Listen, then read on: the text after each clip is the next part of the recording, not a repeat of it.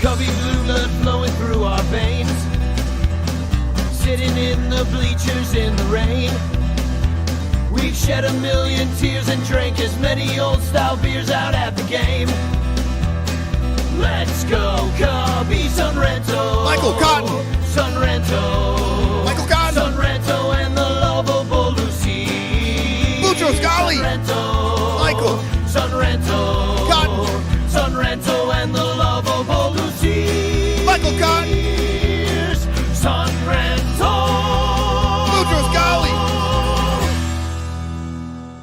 Son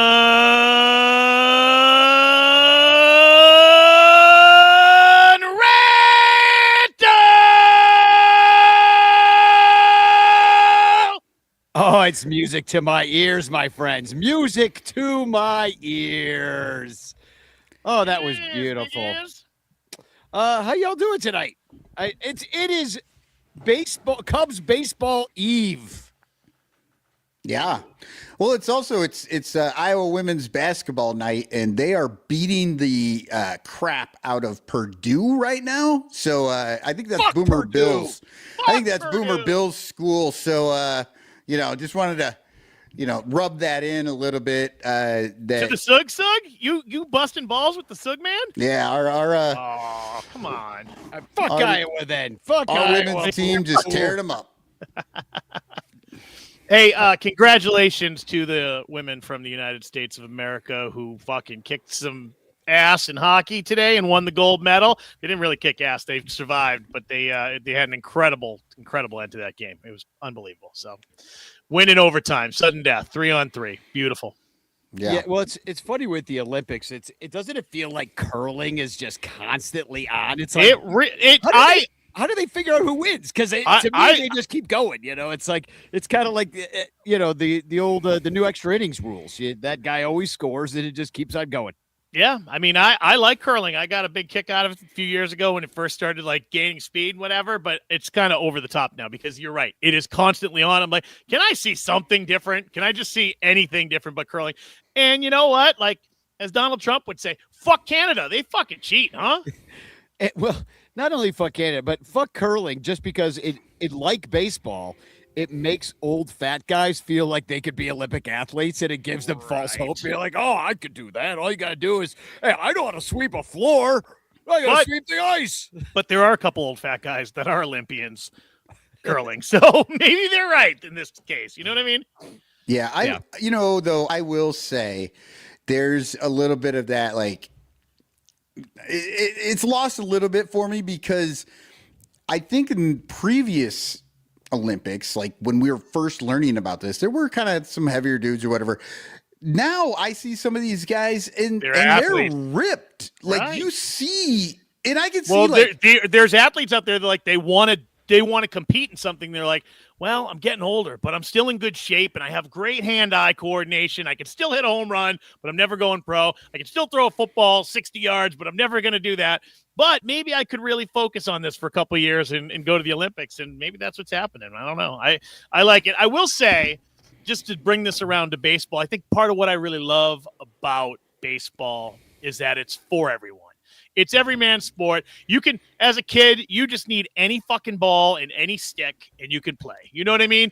And in any community kind of around the world now, I mean, look, Bad Bunny, just like he's got his people in Puerto Rico and he buys all these bats and balls and gloves for all these kids so they can play baseball. And it's for everyone. And I'm watching the Winter Olympics and I'm looking at everybody. I'm like, holy fuck, these are all fucking rich kids. Every single one of these kids from everywhere around the world, unless they got sponsored somehow in some whatever, but you can't do any of this. Like you can't be a snowboarder and not be rich. I mean, just to get a lift ticket to the shitty mountain down the street from my house is $75 to go one fucking day. Like nobody's doing that when you're poor. Right. And that is the way it is in the US. But they did like this thing where they're like, hey, we want to see why Norway are such great skiers. Let's go up there. They go up there and they're like, oh, well, we just give them all the gear and we let them go on the mountain for free. Right. Like, and Nordic, well, also. no wonder they're so good at it. Everybody can do it. the cost of living is more manageable there, and everyone can afford to buy skis. No, but I mean, they just give the kids like they but have but out, support but to out, do but that. out, but outside of that, Michael, everyone can afford it. I mean, hell, if I didn't have to pay but my healthcare premiums, I could afford to go skiing all the time. Right. You know what I mean? I could go like Rogue You'd probably start drinking again. Oh, why not? I'd have all this. If you could afford it. Well, drinking and skiing sounds like I might Sonny need my Bono health- yourself. Well, I'm going to need my healthcare plan. That's for sure. If I got to Right. do those things, I'm going to need But socialized healthcare. even curling. So as you know, Danny, I live right here on the beautiful Sebago Lake here, and in the wintertime, it's fucking magical when the lake freezes. It's been like it's like a winter festival out in front of my house every day. It's pretty fucking amazing. Do you go curl out there? But so I want to. So I went online. I was like, oh, I'm gonna buy. Maybe I'll get some curling stones. Maybe this thing, dude, $15,000 for one set. What? And you need 2 sets. Like you need the red and the yellow or whatever. It's crazy. They all come from one quarry in Ireland or Scotland or somewhere. The only place those stones are made, so they're all the same weight, whatever. And they're really expensive. So even to be a curler, like, is crazy. You should start Lyle, a business. Make stones for the people. Here's what you do, Lyle. You go down to the Play It Again Sports, and you get yourself one of those like a weight set, like with the plates, a Scotland, 25-pound plate, and just weld a handle on that shit. You want to know what, Michael? Go for it. I was I don't know if I told you guys 2 weeks ago I competed in the World Championships of tobogganing. I'm a professional tobogganer, and I was competing in the national. I was competing in the nationals, but every 5 years it's the World Championships, and the Worlds were happening at the same time. And a friend of mine came, or a friend of a friend, and he came. He dug out the night before where we were gonna camp up a curling pit. And he got silver bowls, like mixing bowls, filled them with concrete and like a heavy glue so they wouldn't come out of the concrete. And they stayed in the bowls, and he put handles on them. He made his own curling stones because he was like, they're really expensive. So that's why I went on and looked. I was like, holy shit. He wasn't joking. And they were awesome. I was like, he made fucking stones for the people. There you go. Well, that's the thing. It's like what are you going to want to curl like once or twice tops in a year? You know, you're not going to spend $15,000 and then just curl once or twice. And Andy Wells chimes in. The stone weighs about 40 pounds. Right. And because of they look for an exact weight, that quarry, I guess the whatever the stone is, it looks like granite to me, but I don't know that it's actually granite, is probably perfectly weighted from that quarry and smooth and whatever. So, yeah, I just, I get my kids over in the hallway. I give them some brooms and I roll a ball and I'm like, get him to make it go in the corner, like sweep it. It's how I get the house clean right now. I'm going to do Roomba curling. Hashtag Chance in the chat, by the way. If you're nasty, you can win a Frank Chance postcard, and I will send it to you with a message of love and doom. So all you got to do is do hashtag Chance in the chat. So Sarah Sanchez is going to show up and eventually, but we need to stall a little bit longer because I want to go through some of these Cubs giveaways, which that is the top Cubs news of. I know we like going through and making fun of everything, but Sarah wants to with us. But so I might as well mention that this is the Son Ranto Show. It's brought to you by Bleacher Bunch Productions on the Fans First Sports Network, and especially our 92 paid Patreon supporters. Thank you very much for supporting us on Patreon. It's why we do the show for you. Patreon.com/BleacherBunch is where you do it, but especially our most supportive supporters, the alliterative Blake Beard, Bernie Barron, and Brandon Olderback. Thank you very much. You bring the us Killer the show Bees. tonight. We love them. The Killer Bees, and also our sponsors in the Clutch shirts and Matt Kammer's permanent paintings. You guys are incredible too. So, and hashtag Chance, Dominic Galoro's here. Welcome. I want to, you know what, Danny? I want to give a shout out to Danny Rocket, Mike Waller, Lil Yumper, David Elliott, Jeff Bjorn. All of y'all have come through on this giving money to my radio station right now for my birthday. I'm just doing a little thing like if instead of a birthday gift, you just donate. All those people have donated. That's amazing. Thank you all so much.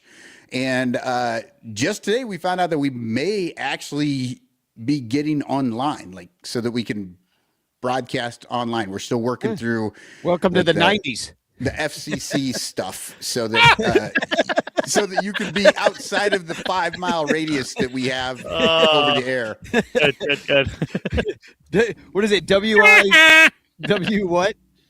It's KICI. Okay, I don't even. Oh, you're on the other side of the Mississippi. We're west of the Mississippi, so we're a K. K-Rock. Yeah. Well, what is it? KICI? KICI. Yep. KICI. Didn't you think they should have done the W's, West? You would think back in the day, people were, undiagnosed illiterates, really. Right. I also want to shout out Little Yumper because very generous Little Yumper. He sent me this. Look, this is from the Penguin Studios. Nice. Send me some fuck ice stickers, and one of them is on my guitar case. Oh, you got some too? Yeah, but I paid for mine. I had to buy mine. When I saw Danny's, I was like, yeah, I have a t-shirt like this too. These little penguin wearing a sombrero, stomping on ice, like it's awesome. Yeah, thanks for describing that to the podcast people, because we're just like, fuck ice, and they're like, wow, I wonder what they're holding. It could be anything. Could be an ice cube that they're just melting in their hands. Oh, good. We stalled exactly long enough so that Sarah Sanchez can come in. No, we stalled the perfect amount of time. We're ready. It was honestly perfect. I apologize. Work is the worst. No apologies necessary. We had to be stupid for a minute, and now the level of discourse has been raised by multitudes since you're here. Yeah, I was bored to death before you got here because we were talking about curling stones, and I was like, "Oh my god, this is more boring than curling." Wait, did you want to talk about Alyssa Liu? No, we did not talk about Alyssa Liu. So, okay, can I just say? Yeah. Listen, I'm like, the Olympics are like the most patriotic I get, where I'm like, me too. I'm really not like a USA girl. I'm probably cheering for Mexico in the World Baseball Classic, maybe Puerto Rico, maybe the Dominican Republic, but like we get to the Olympics and I'm like, let's go team.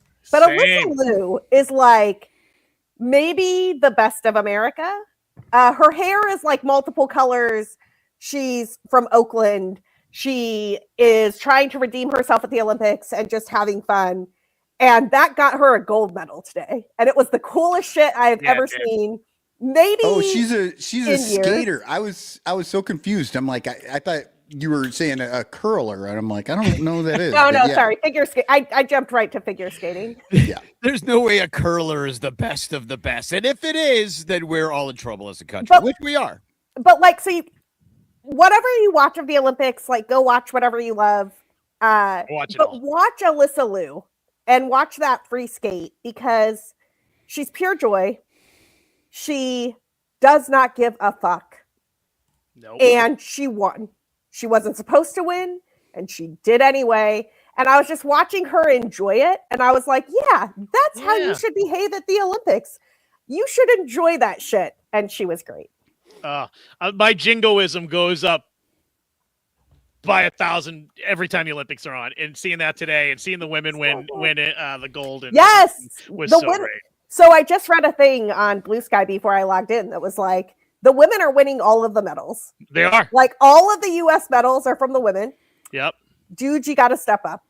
I don't know. It's about time we invest in male sports in this country. Lyle's becoming a professional curler soon. He's got his homemade stones he's going to go out of the lake with next Olympics. No, Lyle, man, those guys are too good. We should sponsor him. The Red Sox inherited Wilson Contreras. We won. I won know. the offseason. I know. It's weird because I'm excited to have him, but his time in St. Louis really soured me a little bit just because of his back and forth with the Cubs. And I love him. He's one of my favorite players ever. And I was just like, oh, Wilson, don't be such a dink. Like you're beloved in Chicago. Like go be St. Louis, but don't be Mr. Anti-Cub. Like I hated that. It just bummed me out. That's all. But I still love him. He's great. And he's one of those guys you want on your team. You definitely want him on your team. Danny said I'd take him back in a second. Well, I also think it would be fun to play the heel. You're going from the Cubs, the Cardinals. I mean, enough. it would be fun to troll You all do- the Cubs you fans do and that. get involved. I would absolutely do that. It just like, even growing up a Cubs fan, I'd be like, finally on the right side of the rivalry, just to like hear them all lose their minds would just be so entertaining. See, and I never took it as necessarily him like not liking the team or the fans or anything, but why wouldn't you be pissed off at that front office? I'm pissed off at the front office every single damn day. Oh, really, Michael? They don't affect my paycheck at all. Shocker. I mean, they do affect your paycheck every time you go to Chicago and pay for a ticket and $18.50 for a beer. I will say the one not sad, but cautionary note I have for Red Sox fans. I was reading an article on The Athletic the other day, and they said that Wilson Contreras really shores up their defense on the infield, and I was like, "Oh, that's a bad sign." Yeah, I know. It's a bad sign. I saw the same thing. I was like, catcher, first baseman is your defensive prowess. Oh, yeah, that's not awesome. It's not great. Not awesome. Well, speaking of not awesome, the Cubs giveaways were released, and not all of it's for me. And everybody's got. But it should be because the world taste. revolves around you, Danny Rocket, and we know this. Well, I don't even want the giveaways when everybody loves them. Even when I love them, I'm like, I'm not going 2 hours early. Like I'm not, so I'll get one somehow if I really want one. There's really nothing I want. My biggest problem with the overall giveaway schedule this year is that most of the things that they're giving away are a special ticket.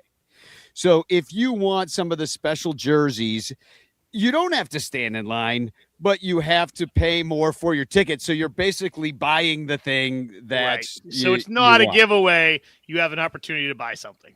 Mm-hmm. Mm-hmm. Which is way different. Yeah, they just charge you for it. It's garbage. Are they calling it a giveaway?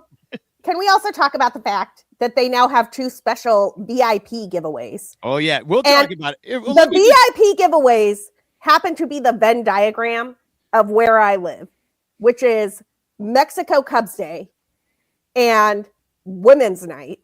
Like the Mexico jersey, and to be clear, I understand how this happened. Here's the Mexico jersey, and you're going to have to zoom in or take a look at this yourself. But there's a leather jacket VIP. I don't know what that's not leather. Cost. There's no way that's leather. Well, yeah, it just says bomber jacket. It does not say leather. Right. But it looks like a leather jacket. But it's leather. There's no way. But it says if it's leather, that is going to cost you $750. Yeah, well, it says Cachorros, and it has like a big eagle on the back. It's got like the 1960s Cubs logo, but then there's also a green Mexico jersey with like sort of tribal patterns on the front, and weirdly enough, no tribal patterns on the back. They just stop so in the front of the shirt. But you have to buy. These are special ticket offers. May 20th. I'm not big on these things usually, but I feel like last year's Mexico jersey was actually pretty cool as well. Better than this. And I'm a sucker for green's my favorite color. So like this looks like something I might need to try and track down. Sarah, are you doing this jersey? Are you doing the bomber jacket? Okay, well, I have a lot of things I need to say about the Mexico jersey. The first is last year's jersey is perfect. This is a little bit too dark of a green. Last year's jersey is more of the like true Mexico flag green. But whatever, they're both great. But last year's jersey also had Danny. I think the jersey is still up. Are we leaving it up the whole time we're talking, or? Oh yeah, I could take it off if you. No, it's fine. I just didn't know if you wanted to or not. The last year's jersey had special details from a local Chicago artist. And like the Chicago with the X on the back and a bunch of things that like a lot of little details that just don't seem to be there in this year's jersey. It doesn't look like they like went to the Latino community and were like, hey, Mexican Americans from Chicago, come do this thing. I will also say though, there are 2 days that I will always remember the line for the giveaway for the Chicago Cubs. The first was Javier Baez bobblehead day, where the line was the craziest line I've ever seen in my life. Like down the street on Waveland, it was so packed from the bleachers and they were still giving things away at the Firehouse Gate. That is literally the day that changed why they no longer give things at the Firehouse Gate, because they blocked the fire trucks from getting out people were so into the Javier Baez bobblehead. But the second one was Mexico. What did Mr. Fourth Row call it a second ago? Like purchasing it. Yeah, purchasing it. Yesterday, the Mexicans in Chicago, or last year, the Mexicans in Chicago showed up so early that the Cubs started giving away the Mexico jersey at 11 a.m. because the line at Gallagher Way was already snaking through the neighborhood. Like the Mexicans showed up, man. And there's a reason that when you look at all the like different jerseys, the Mexicans have a bomber jacket option and nobody else does. Like they did that shit on purpose because they know the Mexicans are going to show up. This is last year's. I'm Last putting year's on the is screen. so good. Butterflies and roses and the Mexican patch. Can I say about this year's color, Sarah? Maybe it feels a little more militant, and aren't we all just a little more militant right now? You know, maybe Che Guevara. Yeah, so maybe it's just the general mood, and somebody in the front office was like, the ownership's never going to notice that I do this, but we're going militant this year because it's time. And to be fair, Sarah, I know you were saying that they didn't ask for any input from any Latino artists or anything, but AI steals from everyone. I mean, there's absolutely some some segment of that jersey that was stolen from Latin American artists. Maybe from me. I don't know, man. That's the new thing with AI is that I think we can all just claim everything now. Danny, didn't you tell me when you got the Javi bobblehead that when it fell on the ground, you realized it was full of weed, and maybe that's why the lines were so long that day? Exactly. Now that's a giveaway that I can get behind. Yeah, that I'd show up early for. I miss Javi. I want to know, like, let's all make a bet right now before we get to the Cachorros jersey, which is great. What do we think that bomber jacket costs you, and where do you get to sit? How much are you paying for tickets? We'll find out tomorrow. VIP package. That's why we're guessing now. And what are we saying, Rick? Actually, it might be. But before you say, Danny, let's guess. Like, I don't see the connection here unless it's terrible. Listen, man, I'm not paying for the bomber jacket, but I'm just curious what we think it costs. So, Danny, what would you guess? Like, is it like section 300 or is it? No, you can do whatever section you want. So like, do you think it's an VIP. extra? Do you think it's an extra $200 for a ticket? I'm trying to find it right now. All right, what is my guess? My guess it's going to be $200 more to get the jacket. Let me see. I'm betting a seat. So last year, for comparison, I looked this up before coming on the show.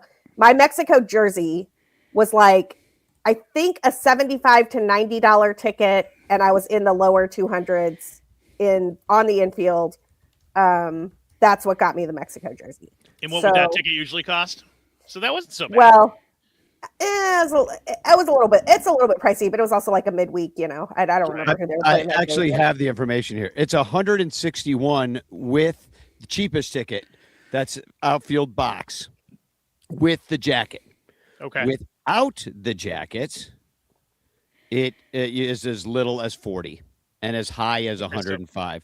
So for the same outfield. So for the same outfield box, they're basically costing you. Well, it's $83 for the same ticket, so it's really like $80 that they're charging for the jacket. It's honestly not bad, but there's no way it's leather. No. Well, it would say leather, right? Right. So you can kind of guess that that's going to be the case for every single one of those special giveaways. And one of the other things that has a special giveaway I want to point out is Hello Kitty night on September 3rd. Yeah, by the way, that's going to be crazy too. Just the Hello Kitty people are real, and they're coming hard for that. Yeah, so that's going to be a big night, and then now let's talk about this other Cachorros jersey. Shout out to my friend Allie Kim will be there for Hello Kitty night. This is the September celebration, which is usually the Latino Heritage Month, and that's what this will be. But it says Cachorros.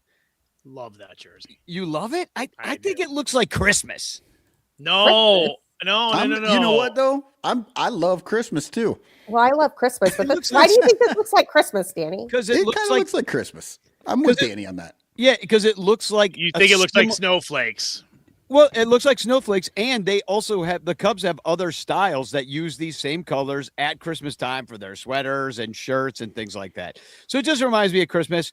It also, I don't think that that looks good. Like it has, like you don't want to draw that much attention to the center of your body. You know, it's like having a big stripe down your belly. That's not going to look good on your average Chicagoan. I like it. It's Sarah. What do they call the? I only know the gringo term for it, like the Mexican wedding shirt or the Cuban shirt. It's like a graya. The Gallabera? The Gallabera. That's the look they're going for. The Gallabera. Yeah, like I like it. It has the stripes on the sides there too. Danny, I think what you're missing here is vertical stripes, baby. That'll make you look thin. Yeah. No, I'm not wearing this shirt. It's cutting you into fifths. You're Well, Danny, you're wrong. That's a cool shirt, and I think it looked great on you. It's a very cool jersey. I don't find the like. I like this jersey. I think that the Latinos are going to show up for this jersey. I do think though that like I'm about to confess something that feels terrible, but I'm just going to say it. Most of the giveaway jerseys, like I get them, I love them, I wear them once, and then I just like have them. Yeah. Like I might wear them again, like, you know, like I might wear a pride jersey when we go protest or something, but like they're not like Did my you go-to. just admit to being like a normal human? That's what everybody does with their Well, jerseys. so the difference between all of these jerseys to me and last year's Mexican Cubs jersey is that I wear that shit all the time. Mm-hmm. Like last year's Mexico Cubs jersey it is literally my profile picture on every social page. Like that's it. I'm like, at the point that I won't even get something that I know is going to be one of those one-timers. You know, I won't even go for it because I only want things that I feel that way about, Sarah. Like it's only worth it at all if I feel that way, because there's too many choices in the world these days anyway. Right. Well, can I put up another one? Yeah, let's do it. This is the Puerto Rican heritage one. That's a nice looking jersey. And I will say the Puerto Rican showed up last year. Very pretty. I like that it says Los Cubs, and that's kind of like that 90s Cubs kind of vibe to it. Mm-hmm. The Cuba, you know, the old, and it's got a little flower in the back. I love that it's 26 too, just because obviously from the year, but sorry. Also gives you a little Billy. But I like the blue on the bottom, except for once again pointing out, you know, accentuating the lower half around my belly. Listen, baseball fans are probably the skinniest of fans, though, wouldn't you say? Danny, they're not anticipating that you can button that up. They're thinking you're going to break that shit up with like a shirt underneath it. Yeah. Yeah. Well, I don't know. It's not for me anyway, but I do like the jersey. I mean, and that's the other question I have. Like, I've been to Puerto Rico. I've been to baseball games in Puerto Rico. I'm currently wearing a Puerto Rican hat. Nobody would say anything about me wearing this, but like, is the celebration only for the people that are, you know, to get the gear? Is it only for the people that are from that heritage and that from that culture, you know, or can like a Blanco like I hope it is. Get That's what it should be. It should I be. think it could be both. Like it depends on why you're getting it. So I want to talk about this a little bit because I'm a little more than 2 weeks away from flying to Puerto Rico for the World Baseball Classic, which cannot wait. Gonna be a blast. I went in Miami last time and we're just doing baseball, y'all. Like that's gonna be it. Baseball with the E and the I and the, you know, like baseball, not baseball. Baseball. Baseball. Anyway, when I was at the World Baseball Classic last time, I mean, I bought a Dominican Republic hat. Like the Mexico team was playing in Arizona, and I have a Mexico hat as well, and that's like my vibe during the thing normally. But you know, I was like, I don't really need a U.S. hat. My brother, dad, and uncle all wanted U.S. hats, so I got them those. All of them could have picked any hat they wanted to, you know. But like when we were in Miami, and the U.S. always has the worst hat. When we were in Miami watching the game at a gas station, like I was cheering for the Dominican guys. Like I love that. It was, you know, it was like it's Sandy Alcantara was on that team. You had Juan Soto was on that team. Like it was just a fun team, man. And like, how are you not cheering for Francisco Lindor was on the Puerto Rican team, but you know what I mean? Like, how are you not cheering for these guys? Like anyway, I think you can cheer for who you cheer for. Just don't culturally appropriate. You know what I mean? Like, I'm not Dominican, and I am not trying to, like, I would never claim any of that. Showing up for the Puerto Rican Heritage Night and getting that Puerto Rican Heritage jersey just feels somewhat different than just wearing a Puerto Rican hat because I went to the stadium and saw Iran Bedhorn. So but I think that you get to make that choice for you about like what you want to do that day and what you want to support. Like, I don't think that, like, look, absolutely. I could get the jersey and be like, I love Puerto Rican baseball. I've been to Iran Bedhorn Stadium, so I wanted to get this to represent. Yeah, I think that's why I would get it. But yeah, some people might be just like, trying to be cool. I think it's like that old 90s movie. Don't go to the concert wearing the shirt of the band you're going to see. Right. So like if you're going to go hang out with a bunch of Puerto Ricans and you wear your Puerto Rican jersey, you're going to look like a tryhard, a real tryhard. But if you're just wearing that crap just around, just like people just see you on a regular Wednesday wearing a Puerto Rico jersey, they're going to be like, oh, that dude digs Puerto Rico jerseys. Like, look, like when I was in Miami for the World Baseball Classic, I was cheering for the Dominican Republic. So I got the hat. Like, had Wilson Contreras been playing on Team Venezuela that year, which he did not, because he wanted to learn the Cardinals pitchers. And the Cardinals pitchers all pitched for the United States in the World Baseball Classic, so they did no work with Wilson Contreras during that spring training. But whatever, I digress. That's what's happening this year with the Cubs. I digress. But, like I would have gotten a Venezuelan hat and I would have felt perfectly happy about it, right? Like, but I agree with you, Danny. I'm not going to like walk into a crowd of Venezuelans being like, here's me and my Venezuelan hat. Look at me. Like, that's not represent. You're like, that is incorrect. Don't do that. Well, sticking with the clothing theme, hold on, Danny, real quick. I just wanted to point out something that I happened to see when I was looking around for different stuff. So that Cubs jersey that is out this year, it's not the exact same colors, but this is one of the Mexican. Free. It's one of the Mexican national team soccer jerseys. It is. I got one of those that I got in Mexico.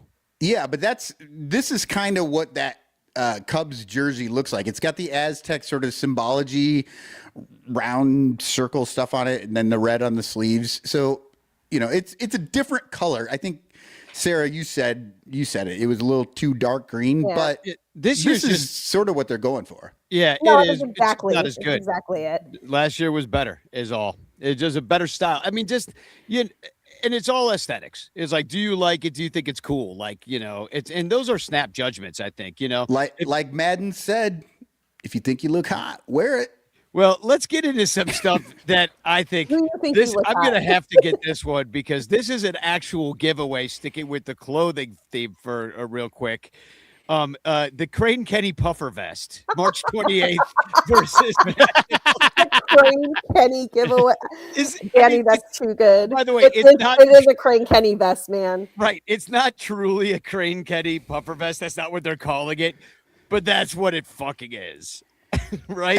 Everyone, all 10,000 early arriving fans should wear a pair of khakis and a white dress shirt and then put that fucker on. And it would just be a stadium full of Crane Kenny, Jed Hoyer lookalikes. Well, the problem is it's March 28th and it's still too cold for a freaking vest. We need sleeves on March 28th, unfortunately, still. Unfortunately. Well, that's one thing I was surprised about with that Mexican jersey and the bomber jacket. I'm like, May 2nd, it's too damn warm for the bomber jacket at that point. No, maybe not. Way. It's still cold at night in Wrigley. But that would have been better in early April. I think it snowed like April 28th in Chicago last year. You're insane.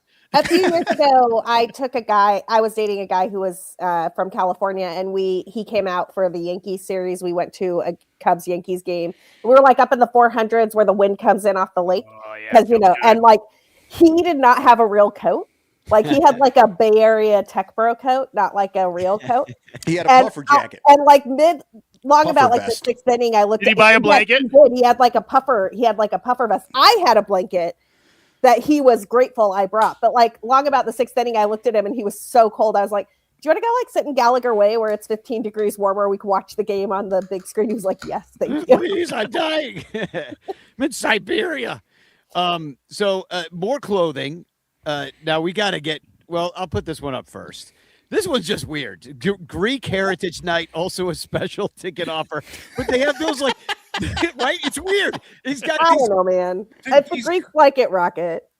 Hey, more power to I don't know that the Greeks are going to like this. I'm just glad I'm not Greek for the only time in my life because I freaking love everything about the Greeks except for this fucking jersey. This is a little on the stereotypical stereotype side. You know what I mean? Like, well, it's like they diner. The Mexico jersey did not have Mexicans doing a fucking hat dance on it. Right. Well, but this one has a bunch of Greek children doing the Greek fucking dance, whatever that is.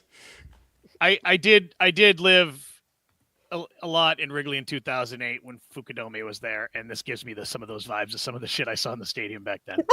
Well, and which never made me comfortable. I'm like, what the fuck is that shirt that dude's wearing? It's like, whoa. Yeah, it's very very Greek, but it looks like a Greek diner, like a bad Greek diner, like back in the day. It's like it seriously makes me want like eggs and potatoes, like so bad with a couple sausage links. Okay, but the Greek flag is literally just blue and white stripes. It's on the sleeve right there. Yeah, this is the Cubs. Blue and white stripes is kind of what we do. They could have just matched the color. So, what are they doing, man? That's a rough jersey. I kind of see. I kind of want you. I want you to have that one. Actually. That's the one I want. Oh, are you Greek? Absolutely not. It's just the ugliest fucking thing I've ever seen, so I had to have it. You might be able to trade it. You know, the only way it could have been worse is if potatoes. It came pre-stained with Euro grease. Exactly. Like you had already gotten a fucking smudge on it from Wrigley'sville dogs. Now I'm just I'm burying the lead here because this is the one I really wanted to talk about. This is the controversy in my soul, and it's the gay pride jersey. Read it and weep. Look at that fucking thing. This is the AI monstrosity of the year. This jersey is homophobic. Why? Why do you say that? Because it says proud instead of pride. They are purposefully making an ugly gay pride jersey so that nobody will show their pride, and that you'll have to look like a damn fool. Can I say something about this jersey? Please. You say lots of things. Please about disagree with me. Please disagree. No, I'm not disagreeing with you. This jersey is a bit of a disappointment to me because it tries to do a thing that I have wanted the Cubs to do for a very long time that they did wrong. So one of the things I really liked about, I think it was the Red Sox actually, pride jersey the last couple of years, is they do a really nice job of subtly incorporating a rainbow version of their logo onto their normal jersey. And it is just like extremely simple. It's like the military ones when they do the hats and they just have like the camo. The camo. That's what they do. They put the rainbow. Recognizably Red Sox jersey that has a rainbow that is owned in the brand of the Red Sox, which is something the Cubs have failed to do. They have never taken their brand and turned it into the symbol they are trying to celebrate. And like, I do some marketing stuff for my day job, so I understand the importance of, brand fidelity, and you can't just like change the colors and you have to be careful and all that jazz. But like the teams who have done that, and the Red Sox have, I've always thought that is such a killer move. Like that is we really do embrace you. We embrace you with our brand. We embrace you with our logo. We embrace you with everything. And one of the things I thought the Cubs could do that would come close to that while not necessarily like changing the C is to do the pinstripes as rainbows while simultaneously maintaining the original and doing nothing else. Do nothing else. Just do like rainbow stripes, a Cub C, call it. but they went too far, man. Like they did do rainbow stripes, but what well, the fuck? they did and they didn't. They did and they didn't. So see, you can see the rainbow pinstriping on the sleeves, but they didn't do it on the regular jersey, and they made them not. They're not pinstripes anymore. They're not pinstripes. No, it looks like a kid. Little kid drew with a crayon. Yes, they it looks look like crayons. crayons. Well, one thing I do enjoy though. What's on the right pocket? I don't even know because I can't. Why are there sunglasses on this? Why are there patches? Because you know why? Why are the pinstripes beige? Because it's yellow. It's because Sarah, it's Straight Person's Pride Day at the Pride Parade in Chicago when everybody's wearing their silly rainbow sunglasses and hats because they're being prideful. But there is definitely like this thing in Chicago. It's a huge day and it's a lot of fun. And I think they only embraced like the straight part of Pride Day and not being gay, and they said proud, not pride, and also like I know they kind of. But in Tom's defense, he knows if he really leans into it, he will turn gay. So in defense of the whole proud pride thing, our 2026 slogan is #this. So they clearly don't understand. No, we have a whole second half segment on we'll definitely get that. But I've written an Abbott and Costello routine that we will perform later on. If you've seen it in the script, I've written an Abbott and Costello routine. But I need to point out though that the fact that even the pinstripes are not straight is pretty good because it means it's like they're not straight. So they're not. I get it. That's only funny. Subtle. Yeah. So, but okay, but I have to point this out too, real quick, because I made a little video on TikTok, and somebody pointed out that the yellow stripes signifies the troughs at Wrigley because it's so. There is that. Awesome. Yeah, it's just weird. So for people who haven't seen it, on the right-hand side, there's those rainbow things are in like Boys Town and stuff, right? Like that's a patch with. It's just a pole. It's like an obelisk in Boys Town. Right. That's what that is. I didn't know what that was. I live in Boys Town and I didn't know what that was. So. Yeah. Oh, but then they have over on the sleeve, they have a the all-inclusive flag with the trans and the LGBTQ plus all this stuff. But then they have like a peace sign, like a hand doing like the a peace sign. Symbol. Yeah.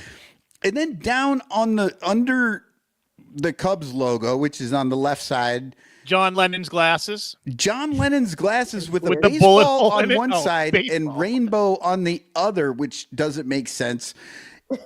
And seriously, though, the thing that who decided like why did they get here and then stop? Like at this point, they should have just fucking kept going and patches, just put patches everywhere. Yeah, exactly. Yeah, here's Anita Bryant getting hit in the face with a pie. Here's Elton John flipping you the bird. Just go nuts. Just go nuts. That's terrible.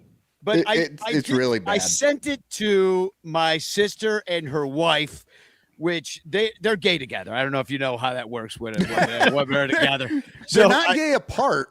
Only together. Well, they're gay apart, but they're also gay apart. They're gay together. But I sent this to them, and here was their response. Lacey, my sister-in-law, said, "That is so nuts. The swollen fingers, the jersey stripes that are crooked, the strange cursive font that looks like it should be on a baby shower announcement, the sunglasses with the ball hitting one of your eyes." Yes. What? And then what's the tiny blue flag? I said, "It's homophobic," and she said, "A hate crime." That jersey is a hate crime. Proud. Gay proud. Every bit of stereotyping that they held off on for that Greek jersey, they added that all to the gay pride jersey. Yanni, will you just put in whatever AI you've been using to do your caricatures? Just put in, make me a Chicago Cubs gay pride jersey. I bet it'll be better than that. It'll be done by the time this show's over. Yeah, probably. I'll start that process in the break, and we'll see what I can come up with. Stupid. So there are a bunch of we'll run through a couple of these other ones. Oh, this one's weird. See in the bleachers, they're doing these Bud Fridays where they're giving away a bunch of different jerseys from all the years. Okay, I like this. I do too. I don't think it's gonna look as good on you, Michael, as you think it will. Like that's one of those things you see it on the rack and you get it home and you're like, oh my Lyle. God, what an abomination this is. Dude, it's like, well, let's explain what it is. It's the capri pants of shirts. Exactly. I mean, Chris Sale is going to take a knife to this box. Yes, he is. He like, I am not pitching in this Chris jersey. Sale is not pitching today. Well, it's the June 5th versus the Giants, which is the day before Ranter Fest, by the way. So if you're coming in that weekend, you might end up with this thing if you sit in the bleachers. And it's only the bleachers that get it. 1910s replica jersey, and it's got like the old-fashioned timey writing, that looks like it would be on like an old San Francisco streetcar or something. And it's got like a weird sort of, what kind of collar is that? Like a Chairman Mao collar. I call it, but it's like the collarless dress shirts that were popular for like 3 weeks in the 90s. Yeah, but those are the collars that they were wearing back then. That's what I like about it. No. I was going to say that, Michael. I was like, they did a good job of modernizing an old look where it could be wearable, but they really fucked up and made a half sleeve. That thing is not going to fit everybody where it's supposed to. Some people, it's going to be baggy below their elbow. Some people, it's just wrong. Like, either go short sleeve or long sleeve. Don't capri pants my fucking shirt. I like the 3/4 baseball shirt. I'm down with it. It's not 3/4, Michael. I would allow it. I would allow it 3/4. That isn't 3/4. It's at a Tyrannosaurus Rex. It's at 3/4. Yes. Thank you, Danny. I appreciate that. It is not 3/4 on any human. Somebody's got. I got to try and get that somehow. Well, great, and you're going to model it for us on this show, and you're going to look ridiculous. And I'm going to look amazing. This? I'll get one, and you get one, and we can both wear them on the show and see what happens. All right. I feel like this is one of those things that will work out better for me. Well, so is this it will not every Friday, but a bunch of the Fridays they're giving away a different jersey and they're going by decades. So then they get the 1920s and then the 1930s and they're going all through them all. Is it an actual giveaway or is it an actual giveaway? Buy away. You just the bleacher ones are actual giveaways. You show everyone up, gets go to the bleachers. Yeah. Okay. Yeah. So and then let's see. I'll do all the rest of the clothing, I guess. Okay, this is another one of the Bud Fridays. This is in August, 1980s V-neck. That's a great giveaway. Yeah. That is the Ryan Sandberg favorite jersey giveaway. And I will be there for that. People of a certain age, that's their favorite jersey because it brings them to a time and a place. I agree. I think that's good. Jersey. I have the 87 Andre Dawson that is very similar to that. I love that jersey, but why not just put 23 on the back of it?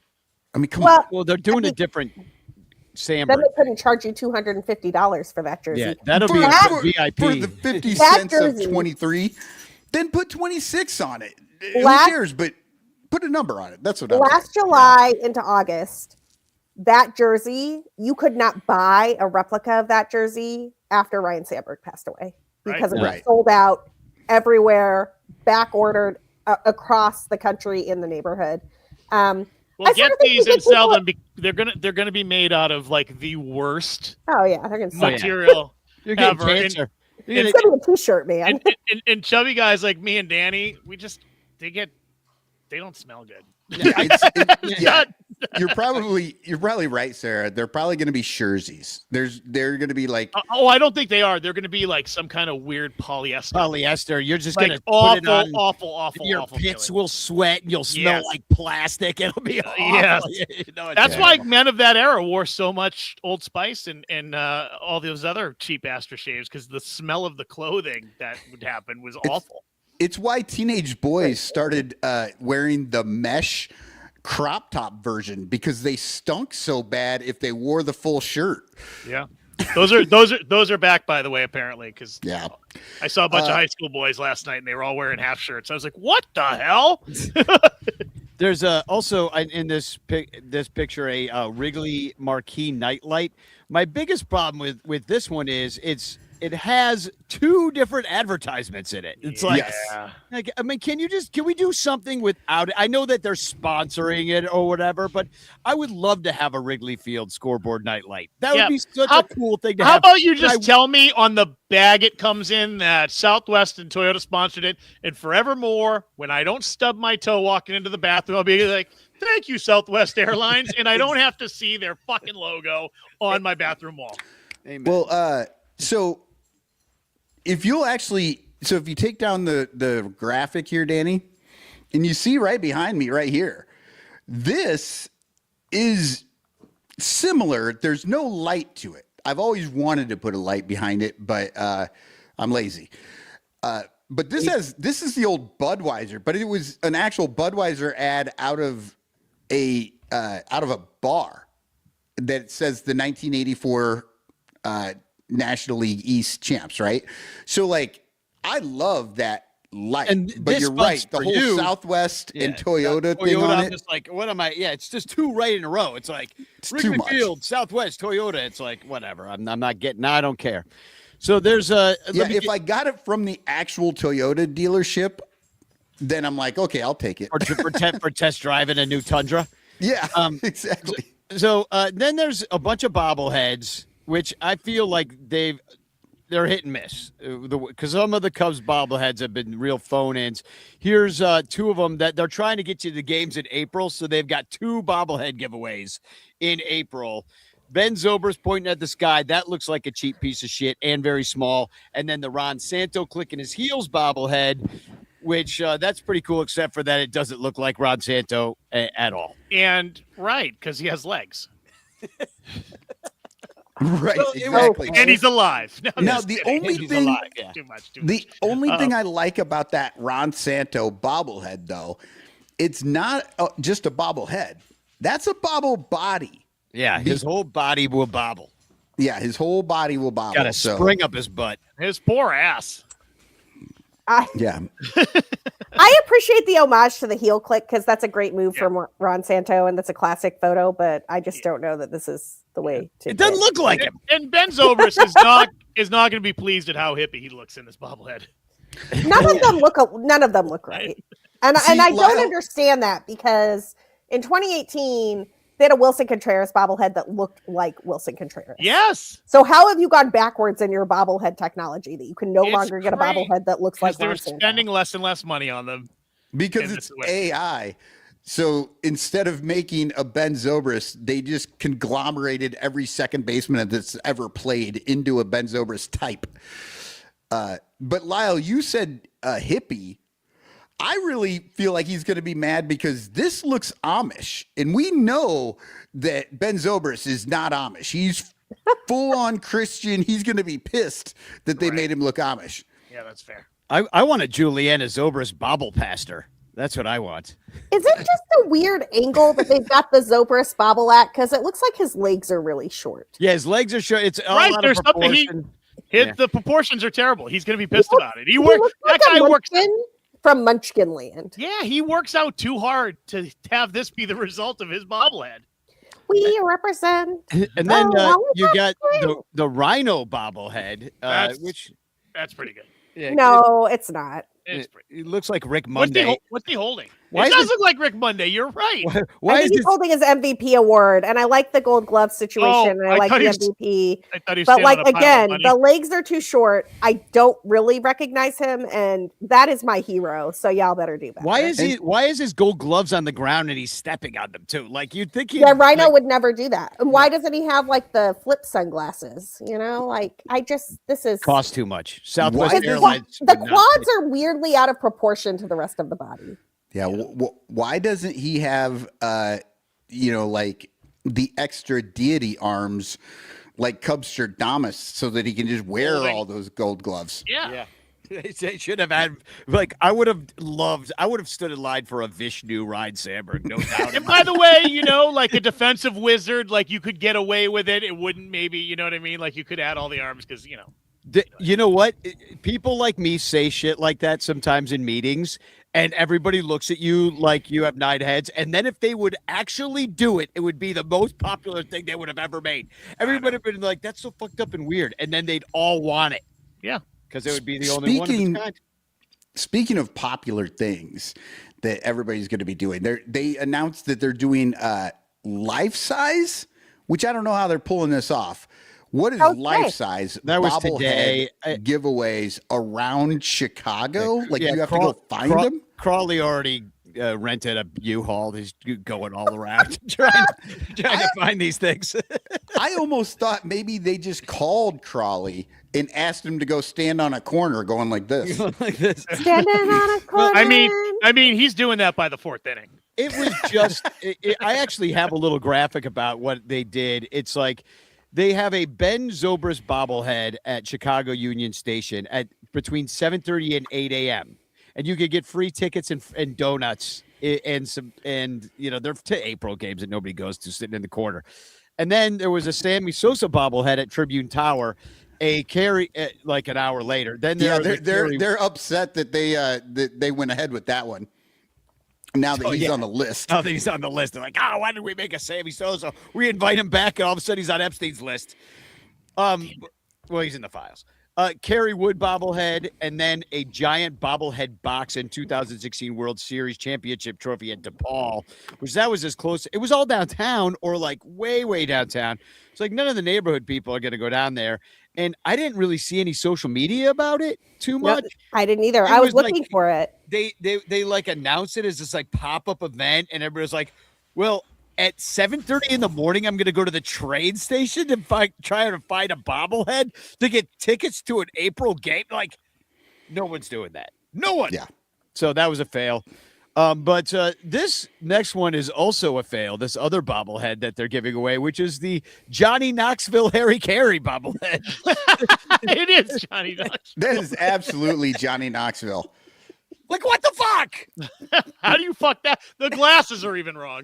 If you were to turn that around backwards, you would see Wee Man punching him in the nuts.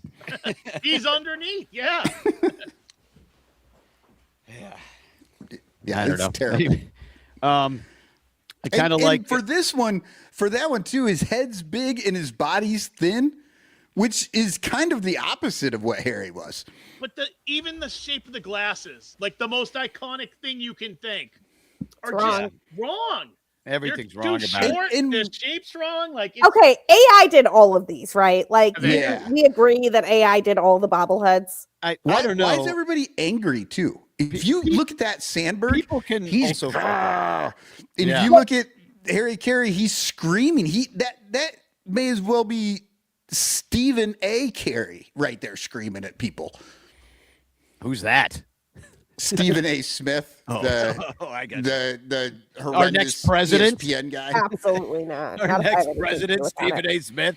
How about the Ebbets Field, Wrigley Fields? Doesn't that look like Ebbets Field? I don't know why. June 7th, they're giving away a ballpark replica of Wrigley Field that looks like Ebbets Field to me. Wait, why is it made of chocolate? It looks like it's like bronze. I don't know. It's weird. and the gate, the main gate is the marquee, and it's, I don't know, 300 feet away from where it should be? No, that's the Gallagher Way gate. Yeah. Yeah. Like is it though? Yeah. Why I wouldn't don't they know. position it so it'd say Wrigley and you would see the sign? It's just not well done. It's No. just it looks like Ebbets Field. It's like it's just kind of wrong. It didn't It need to really happen. does look like chocolate, though, Lyle. I think you're right. Like, Now, if a it chocolate was ballpark, chocolate, I'm standing alive for. Well, Except June 7th. By the way, this is the day after Ranterfest. There is no giveaway on Ranterfest, so that should help us out, actually, in getting our bleacher tickets. So everybody Nice. get your tickets went on sale today for the pre-sale. You can buy them tomorrow in the actual sale, but in reality... Rogue Wave Creative in the chat talking about that Harry Carey bobblehead. Those are Warby Parker. These are Warby Parker. But I Those would love are it like if Walmart Warby Parker optical. actually did sponsor that one.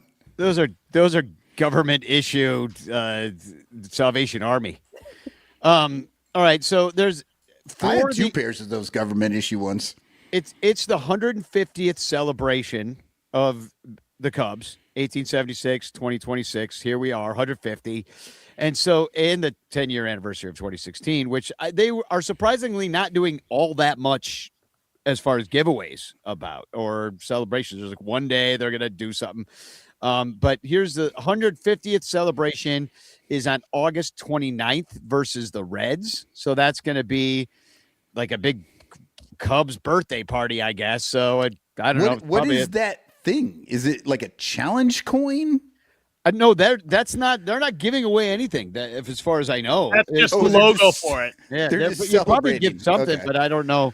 But you know what though? That would make a really nice enamel pin, and that's what they should have done with that. Because people that's what I was saying. Right? Like a challenge coin or enamel pin or a golf marker. That's kind of cool. Right. An AA chip, maybe. AA chip, absolutely. Yeah. So on July 18th, they're going to celebrate the World Series of 2016 with a celebration. Now I don't know if they're giving away anything this day either. They're calling it a Cubs holiday on July 18th. So they're going to do something. I don't know if you get anything or not. But the 2016 Cubs will be there. And then they're going to give away these surprise pins. So there's going to be collect them all, 4 different ones. Looks like one of them's Anthony Rizzo raising his hands in the air. Another one's a 2016 flag. Another one's the team celebrating. Those are cool. A Cubs win. Yeah, those are very cool. And that'll be July. Although 22nd. I can't see the pin, so I don't know that they're cool, but I bet I'd want those. Yeah, no, they're cool. They're cool little pins, and a lot of people collect pins. And then, let's see. There's a big. That's the Hall of Fame induction ceremony is also on the 150th anniversary celebration. That's August 29th and 30th. So that whole weekend is Cubs holidays versus the Reds. And can I say, I appreciate that they're doing the 150-year thing against the Reds. Because the Reds were one of the only other teams around then. Yeah. So, if we're going to go back 150 years and be like, yo, we were here first, let's go with the other people who were here first. I appreciate that. Well done. Well, to be fair, that original 69 Reds team they went to Boston and they became the Braves. The Braves. But, they got the connection. My point is that the Reds lay claim to being the oldest franchise in baseball, and the Cubs are one of the only teams in that same echelon. But that it's the Braves. It's not the Reds. I can let the Red Sox and the Reds fight that out. I'm just glad they're not doing that game against the fucking Marlins or some shit. Or the Padres. You got here 27 seconds ago, and we're going to celebrate 150 years in front of your fans. Danny, may I paraphrase for Sarah about Michael and his Braves talk and whatever? Michael, shut the fuck up. Hey, I'm just saying that Cincinnati team went a completely different way. And I thought being Boston fans, you might be into that, but I guess not, because it did end up being the Atlanta Braves and not the okay, just a couple more, and we'll take a break. Mansplain the Red Sox to us? He was. That's what was happening. I'm just talking about. It's not Cincinnati. Was not that team. Yeah. He's showing off his baseball rabbit hole knowledge because he looked all this shit up. I did a whole fucking episode on it. Yeah. Okay. About the oldest team. So here is now. This is kind of a good one of it. Now, me and white jerseys don't get along too well, so I don't think I would really get this. But the Jackie Robinson 1940s Cubs jersey is pretty cool because it does have a number on the back, the number 42. This is April 17th at Wrigley. This is a special jersey, but your cheapest ticket to get the jersey is $45. And so you can sit in, nosebleed and get this jersey for $45. That's not bad for a jersey, but even though it's probably a piece of shit. And you're gonna need that in April to cover yourself up because you're gonna be so cold. Yeah, but they absolutely could have gone weird about $42.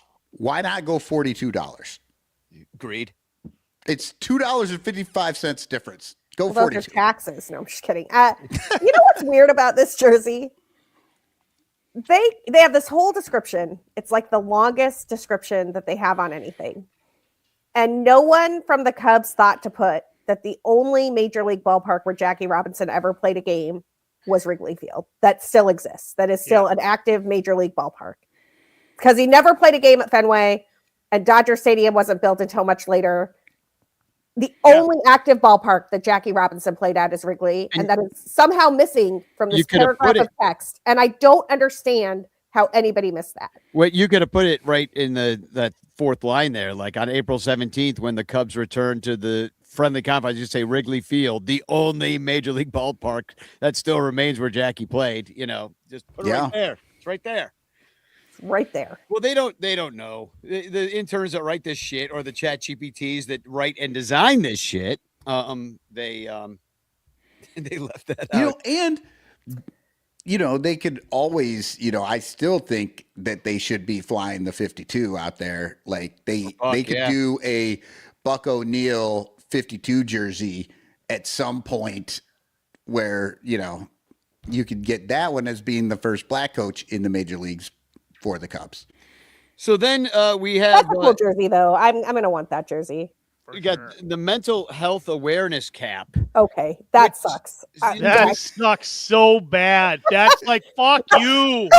Fuck you. Fuck, I don't want to. That's not helping me. This is some Gen Z bullshit right here. Like, this is do we have any Gen Zers in the chat? Because I'm sure some Gen Zers like, this is our vibe, man. And I'm like, your vibe blows. What is this? Dude. The anxiety that you would get wearing that and everybody looking at you like you're a fucking Fruit Loop, like, come on. It would ruin your mental health. Listen, I'm a big advocate of mental health, taking care of yourself and self-care and all that jazz. And this hat is not it. I would have more anxiety being with somebody wearing that hat. You know what I mean? Like, it would stress me out. Because I'm like, how could you choose this? Like, that is a rough looking hat, and take care of your mental health. Just emblazoned on your forehead. You know what I feel about this hat the same way I feel about every hat I see where like the logos and team names are upside down and shit. And I'm like, why? Why did you do that? Who is that for? And there are no Cubs fans on the planet watching this team taking care of their mental health.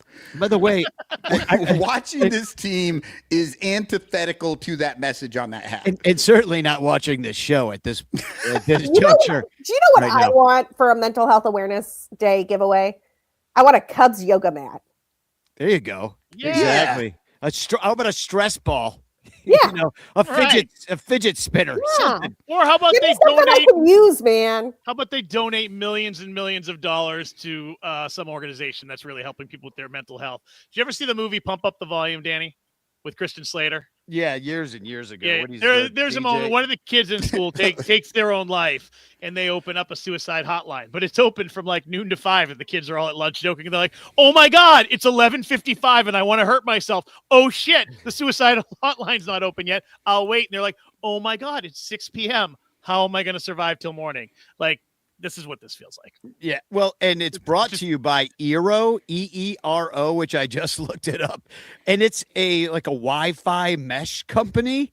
So unless there's another Eero that's more mental health adjacent, but what I'm seeing is that it's a Wi-Fi, the Eero Max 7 tri-band mesh Wi-Fi 7 router. So I can guarantee you, this is basically a brain chip that you put on your head, and it will implant a brain chip in you. This is a Wi-Fi mesh company doing mental health awareness. I don't trust it. Danny, maybe it's tinfoil lined, so the 5G won't get you.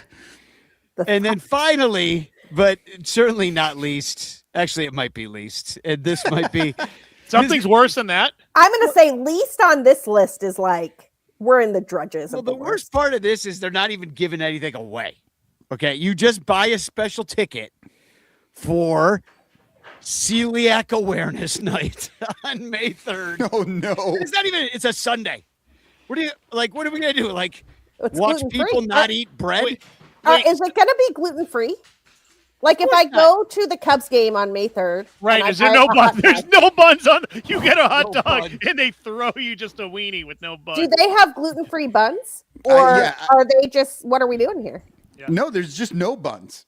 No buns at all. They're just whipping weenies at people. Well, And it says on May 3rd, we recognize celiac disease and its effect on Chicago. A portion of the proceeds with each ticket purchased through the special ticket page will be donated to the Celiac Disease Foundation, fighting to find a cure and increase the rate of diagnosis. So basically, as far as I can see, you don't get shit.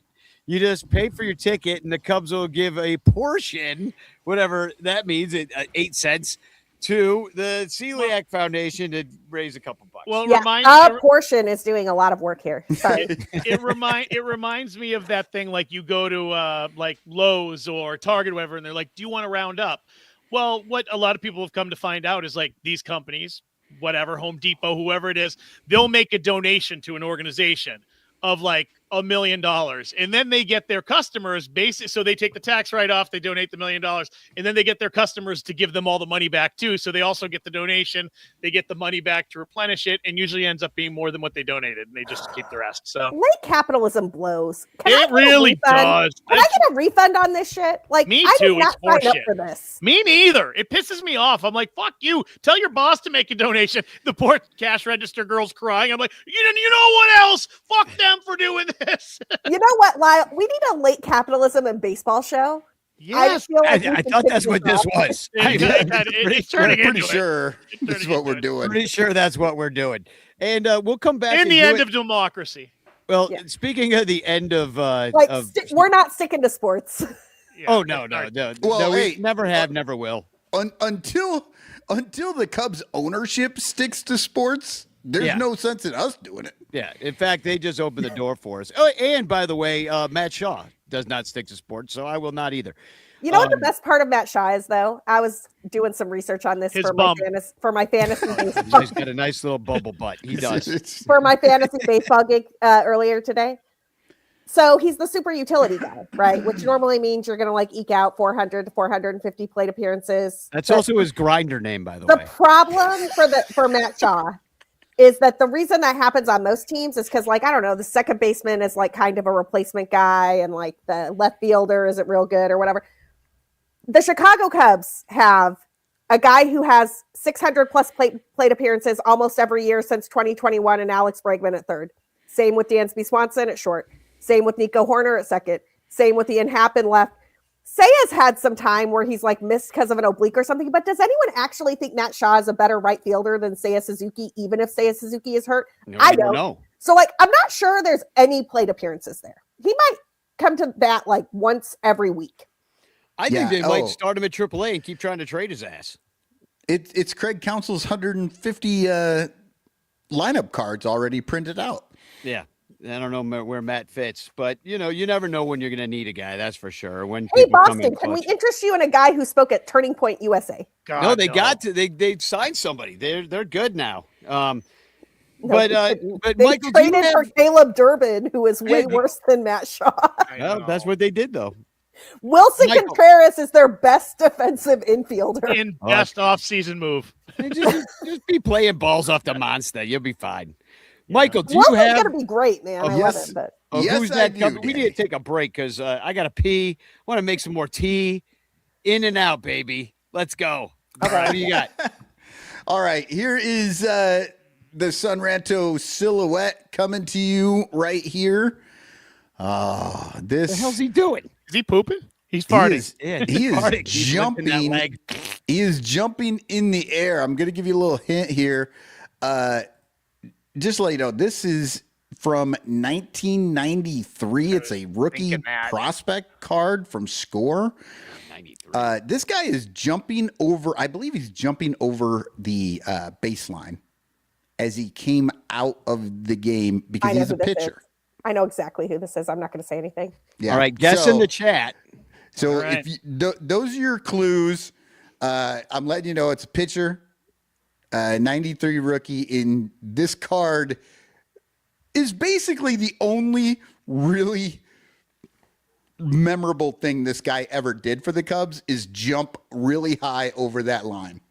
Oh, Michael, it's so hard for me to not reveal who this is, but I won't. Well, just wait until after the break. You get me right after the break. In 2.5 minutes. So everybody, please subscribe to us at patreon.com/Bleacher Bunch. It's how we keep the lights on. Tickets and beer. It's what we spend the money on. So give us ticket and beer money. Thank you very much. We'll be right back.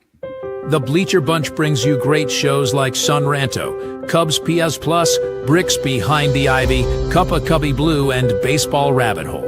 But you could be getting so much more when you subscribe to our Patreon page for as little as $1 a month at patreon.com/Bleacher Bunch.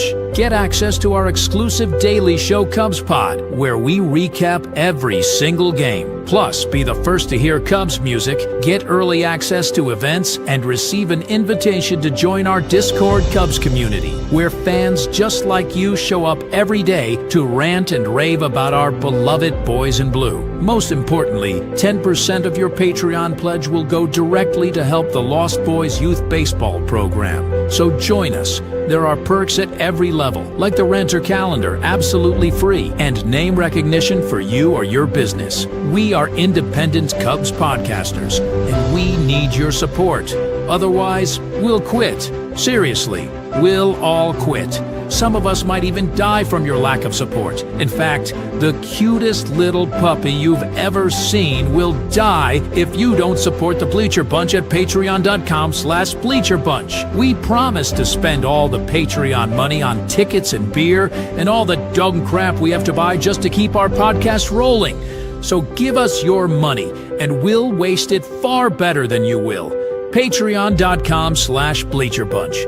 Free trials are available, but don't do a free trial. Just join, okay? Okay. Patreon.com/Bleacher Bunch. In the clutch, in the clutch. Buy t-shirts from In the Clutch. Take it from the Bleacher Bunch. You'll love the shirts from In the Clutch. In the Clutch shirts are comfortable, stylish, and guaranteed to get you laid. Plus, they're proud sponsors of the Bleacher Bunch. Use promo code Bleacher Bunch for 10% off your purchase. Nice to feel and soft to touch. That's why you will get laid so much. Wearing a shirt from In the Clutch. And you can thank the Bleacher Bunch. In the Clutch, in the Clutch.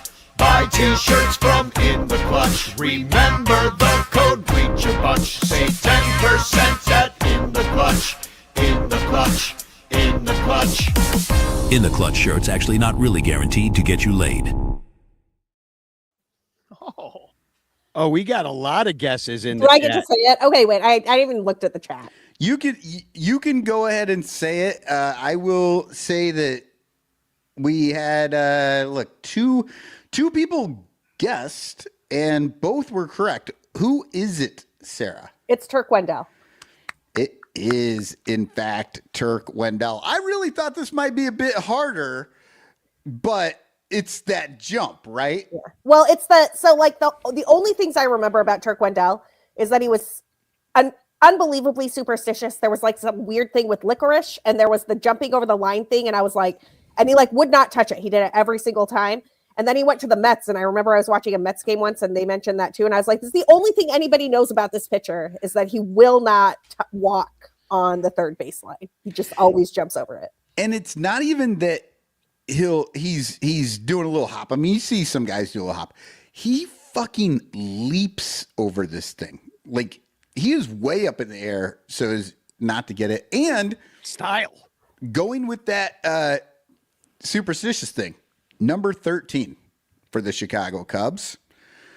He played for the Cubs from 93 and got traded to the Mets in 97. He was a negative WAR player every year except for 1996, where out of the blue he just went 1.8 WAR. There's some great stories coming in the chat right now. Terry says that he's getting ready to eat licorice and brush his teeth. And Corey says he loved black licorice but hated Jägermeister. And Little Yupper said, first time I met him at a game, he was writing his phone number on a lady's arm, and then he signed my hat. You know, it's funny you're talking about signatures. So I just go on the internet and I grab a picture of a card, right? It was so hard for this one. Once I decided, it's going to be Turk Wendell. I can't find any that aren't signed. This dude will sign anything. Including a lady's arm. Yeah. Sure, he signed more than that later on. Did you? All right. Now, Lyle, have you taken a look at the little drama that I've written? I'm ready for you. Okay. Hey, Lyle, did you hear the new Cubs slogan for 2026? No, what'd they come up with? It's this. What'd you stroke out there? What is it? It's this. Well, I'm waiting. I just told you. Told me what? I told you. It's this. Yeah, you keep telling me you're going to tell me, but you never tell me. But I am telling you, the new Cubs slogan is this. That's it? Not that. This is it. This is it? Is the slogan? No, this is the slogan. I don't know what the meaning of this is. Well, that's the point. To find your own meaning in this. To what? To the new slogan. But you never even told me what the slogan is. This is why I fucking hate you. You hate me because of the new Cubs slogan? No, because you won't tell me the new Cubs slogan. I already told you this. You haven't told me shit. And scene. That was amazing, especially since you ended on an anagram of this. Oh, that's true. Shit is an anagram of this. We will certainly be using that throughout the season.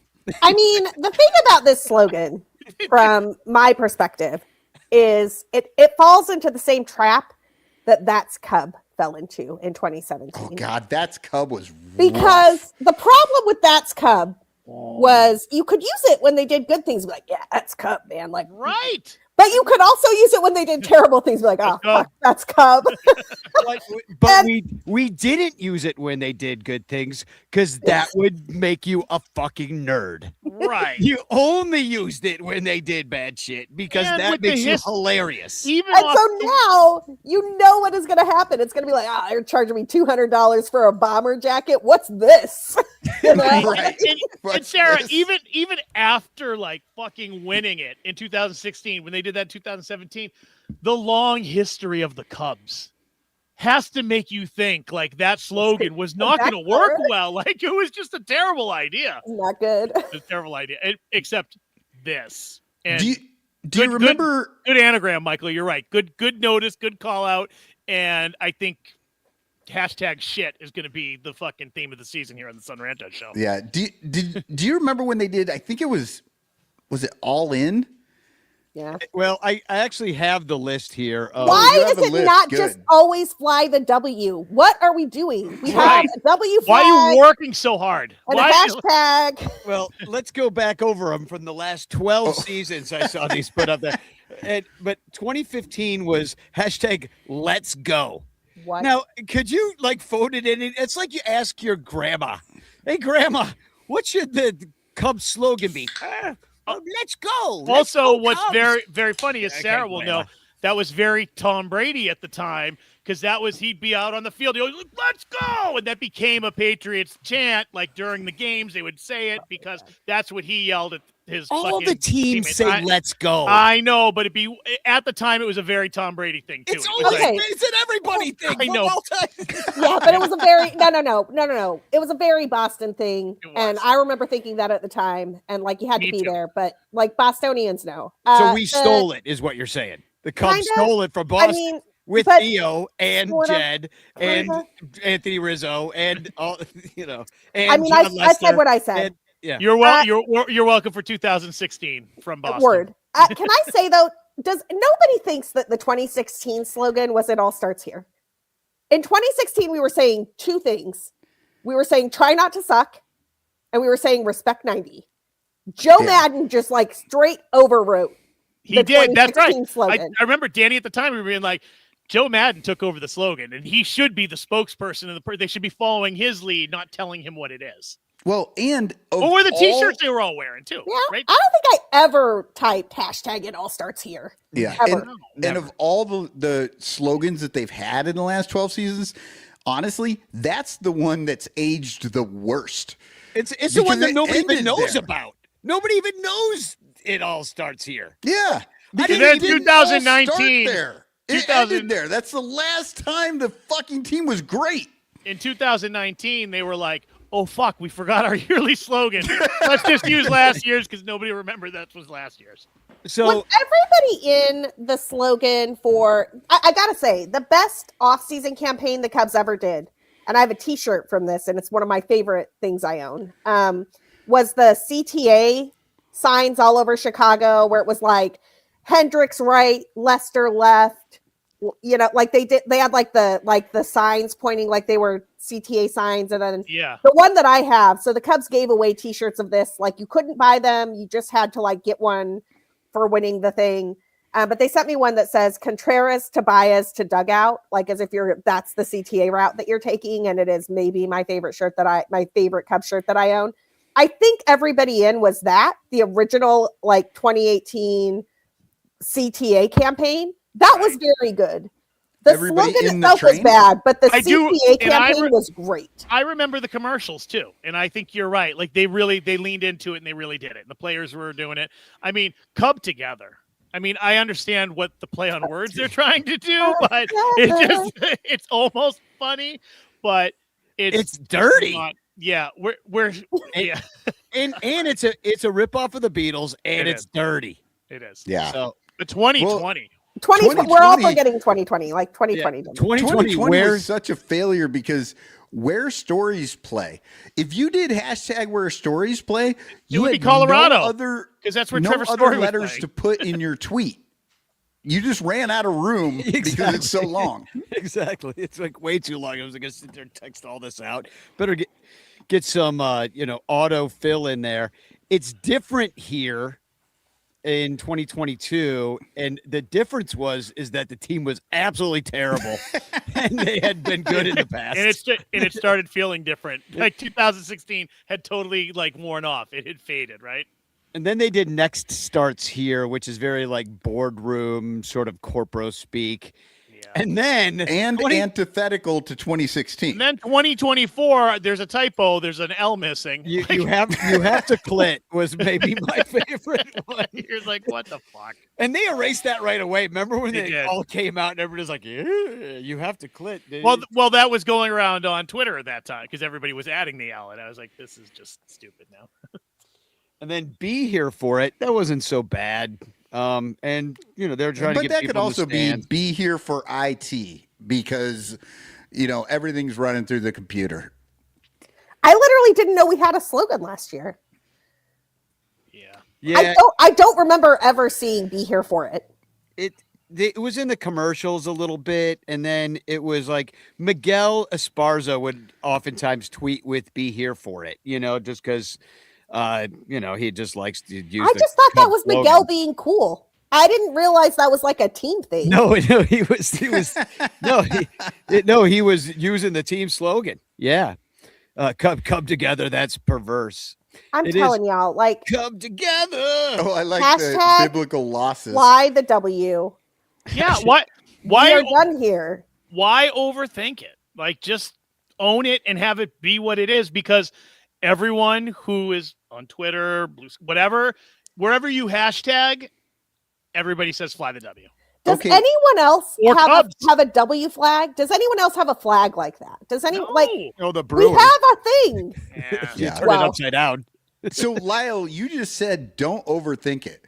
Well, I don't think that you can claim that the Cubs overthought this one. I don't know as if it's a typo. It's a little philosophical. Maybe it's like this is the year, and somebody just forgot the last 3 words. Yeah, people are gonna go hashtag this sucks. This, it's this is embarrassing. What the fuck is this? Yeah. I can't believe this shit. Right. So this is shit. Yeah.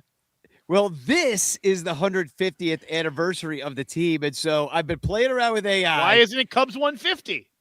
Yeah, Like just fucking yeah. duh. Let's own it. Let's just go. Like, Oh, so easy. yeah. Why not? Why It not comes Craig's 150 lineup cards? they should have used AI like I did to make the intro to this new bit I have, which is called 150 Years Ago, which I think like every show should look back 150 years ago to something that happened that week. Okay, so here's the little AI promo I made. I actually made 2 of them, but here's my favorite one. I'll play my favorite one first. 150 years ago.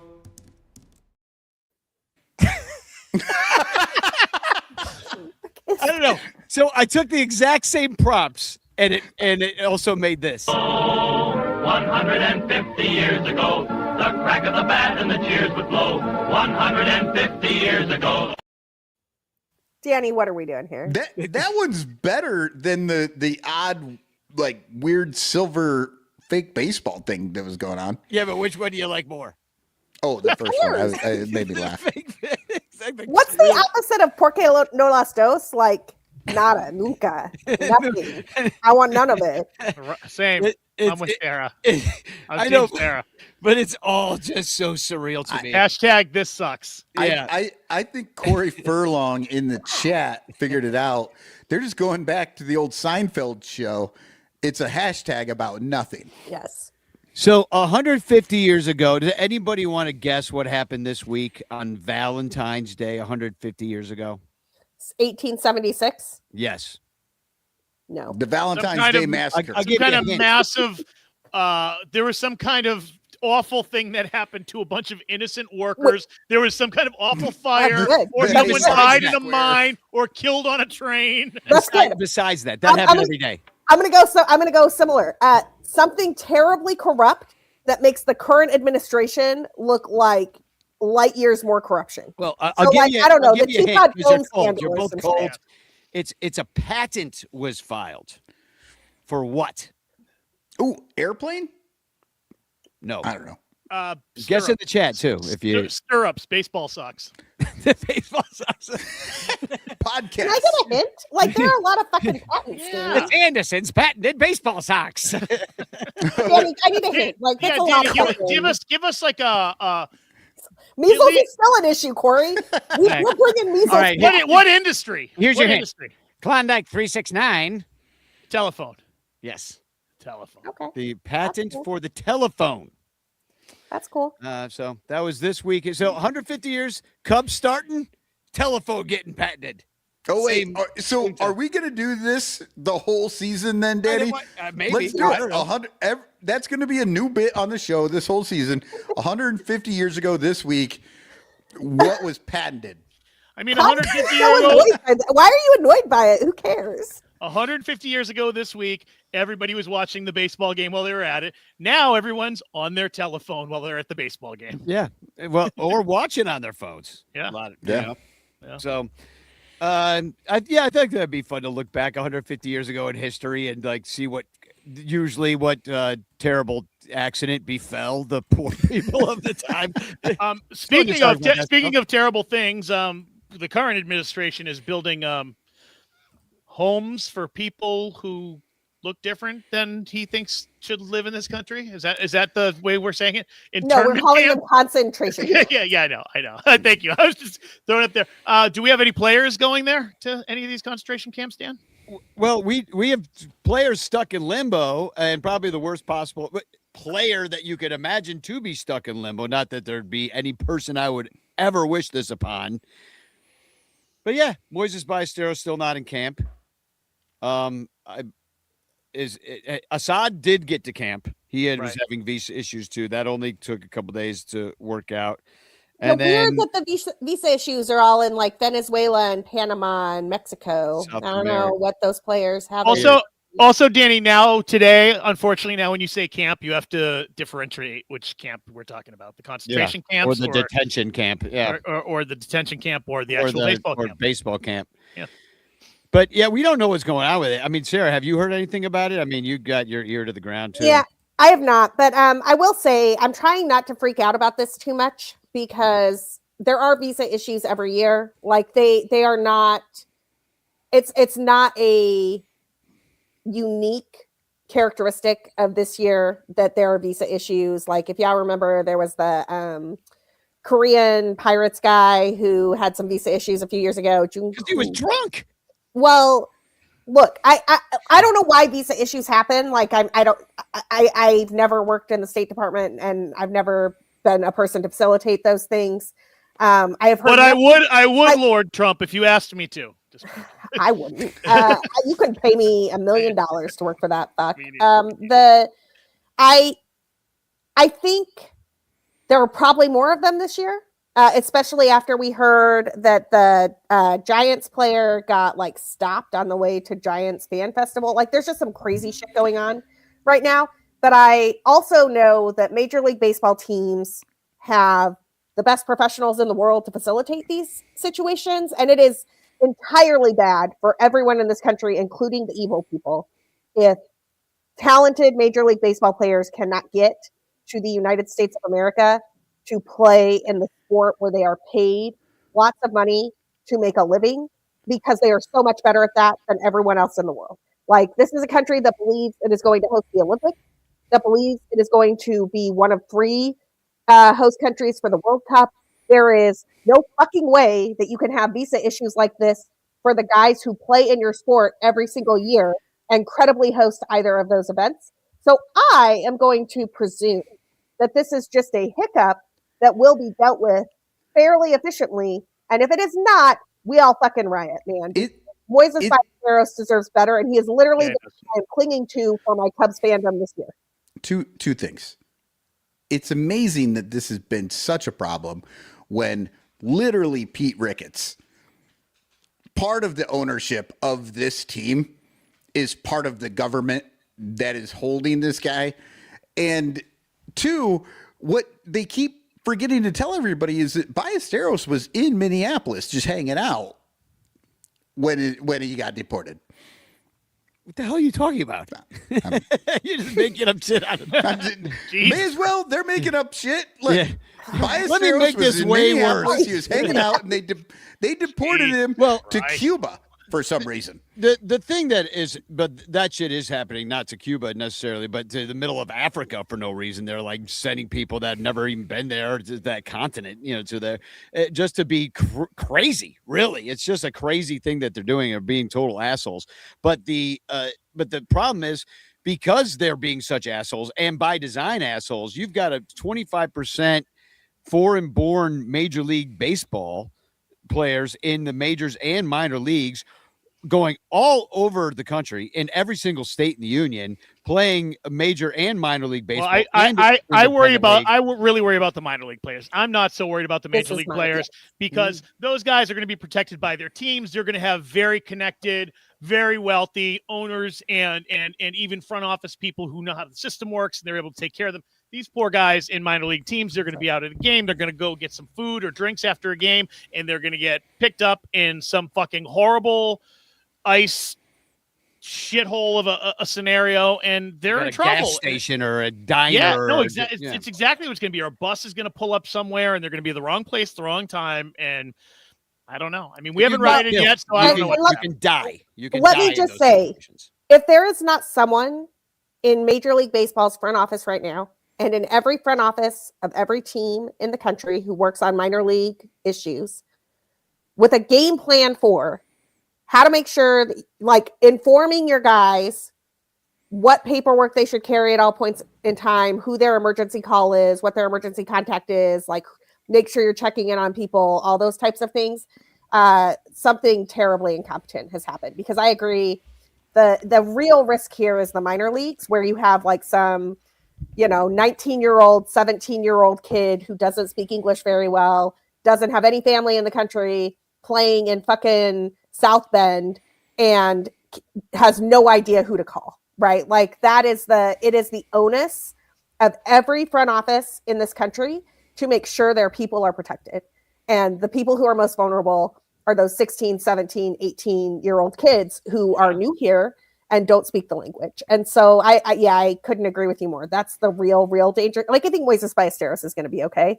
But I also think the problem is, I think it's bullshit, man. Like this shouldn't even be a thing we're talking about. And what are we doing here? And being told what to say and knowing your contacts doesn't seem to me to matter right now, because it doesn't seem that's how ICE has been operating all the time. I'm not saying it's been bad actors 100% of the time, all the time. I'm not saying they're taking everyone's rights away, but from what I've seen in the videos and the way people are getting picked up, it looks pretty fucking gratuitous and disgusting. I mean, they're just I'm not trying to play both sides of it. No, I'm just because I say fuck them, fuck ICE, fuck Trump, fuck all of it. But I also say I don't know what's happening all the time, because we definitely do see the worst of it, when you go online and when you follow the news. So I'm trying to hope that maybe there is a case where you can be like, hey, this is who I am. This is what I'm doing. I'm with this team. And they're like, okay, carry on.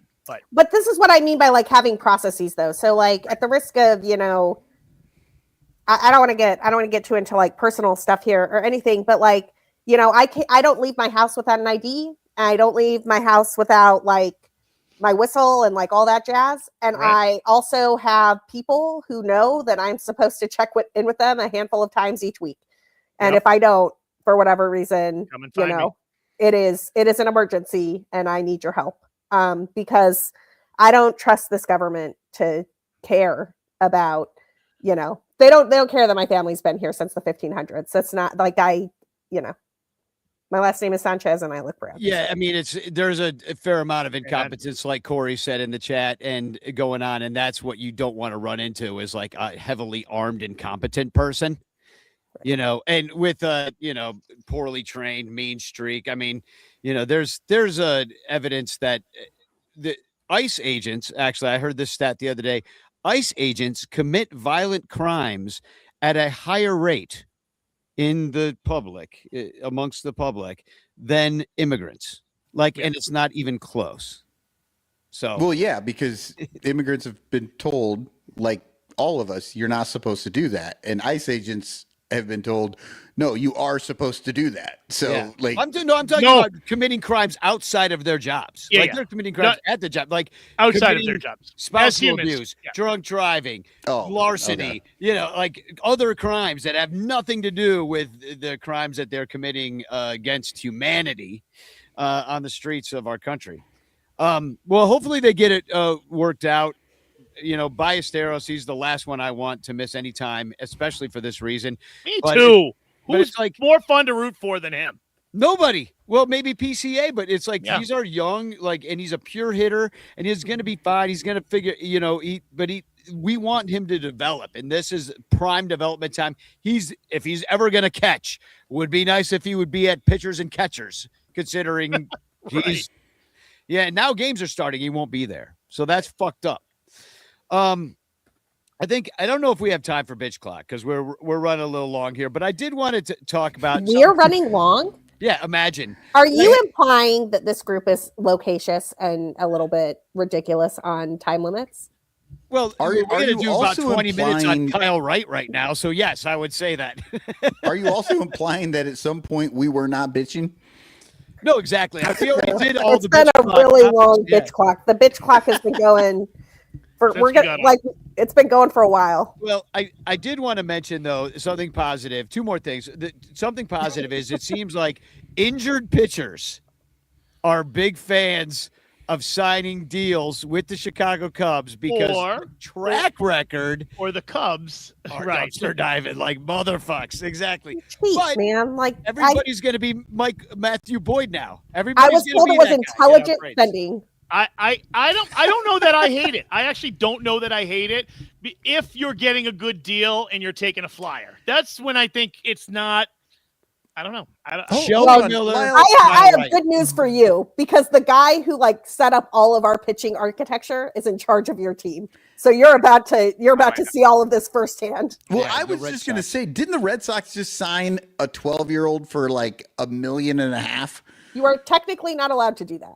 But well, it happened. So I don't know if we listen to Red Sox fans about intelligent spending. But I will say this: your Boston and animosity is noted and not approved. Hey, Michael, quit fondling your mic. I hear everything you're doing. Oh, sorry about that. Yeah, he's fondling. I keep messing with it. Going yeah, you're getting nervous. I was like, oh, he's feeling himself. He's got to grab something. So, but we signed Kyle Wright and Shelby Miller. They're kind of, Shelby Miller was with the team back in 2021, had an ERA over 31. Not 3.1, 31. I was like, did you read that wrong? No. And he won't pitch this jersey year. Number? Yeah, he won't pitch this year. He's going to be basically the Drew Smiley of the situation. Maybe he comes back and's got something in the tank. He was pitching out of the bullpen before he got hurt again. And then Kyle Wright, he won 22 games in 2022. Nice. That's the big and he had one good year, and it was that one. And he has shoulder injury ever since, and he's been terrible because of it. And but he could pitch this year, so he's like, I mean, maybe if his shoulder doesn't hurt, but we're taking a flyer on that guy. So, and then but the team's kind of set. I mean, there's really, I saw Crawley on the Fly the W podcast talking about like the couple of bullpen battles or bench positions that we might be seeing guys vie for. Fourth outfielder. Will it be Alcantara? Like, I just don't really give a shit. Like, it's going to be whoever is not hurt, in my opinion. Yeah. And can we talk about Alcantara for a second? Hurt people. I feel so bad for Kevin Alcantara. Like, dude is supposed to be finally on the major league roster or bust. And because of some quirks in the CBA and like rules about the number of games you have to play in a season and all this, he's basically, the Cubs have been granted a fourth option year for Kevin Alcantara. And so Kevin Alcantara was supposed to be like, play or trade him this year. And now he has to spend another season riding the Iowa shuttle. And like, that is, man, Alcantara deserves better. That's all I'm trying to say. Like, all he has done in the major leagues is hit. I agree. When he has been given a shot, he has hit. And I'm not saying that he would sustain those numbers over a full season. And I'm not saying he's better than PCA. He is definitely the best fourth outfielder this team has. And I don't even know what we're doing with Chas McCormick and Dylan Carlson on this team. Like, I would much rather see what Kevin Alcantara can do. But he's basically going to lose a year of major league playing time because of this. And it sucks. Yeah. Our resident White Sox fan says trade Alcantara to the Sox. Dude, he would play. I'm here for it. He would play. Yeah. Yeah. And it's a shame because he's just been like right on the verge this entire time, gotten and he'll come up, have a great game, and get benched for another week. And you're like, what are we doing? What? Hold on. Let me pull this up because I do think it's like telling. Kevin Alcantara's major league numbers with the Chicago Cubs, and admittedly, it's like 22 plate appearances and like, all, like I get it, like whatever. Last season, he hit 364, 417, 364. I mean, I don't know, man. Like, let the kid have a shot. Like, he has had no shot. You know what I mean? Like, I don't know. They've got their story and they're sticking to it. That's just who they are. He's not a travel ball boy, so he doesn't fit in with their little mindset. And so I think I could see him trade him to the Sox for like some bullpen help, God, or just trade him so he can play, man. Like, at least Owen Casey, Owen Casey's an interesting player. I'm glad he's going to get a shot to play because he would not get that shot in Chicago, and the Cubs were just about to lose him for nothing. They shouldn't. Anyway, sorry. And we got pitching for him, so interesting pitcher. Yeah. I mean, Edward Cabrera, I'm really excited. Actually, I think he could have a great year. I'm really excited about Edward Cabrera.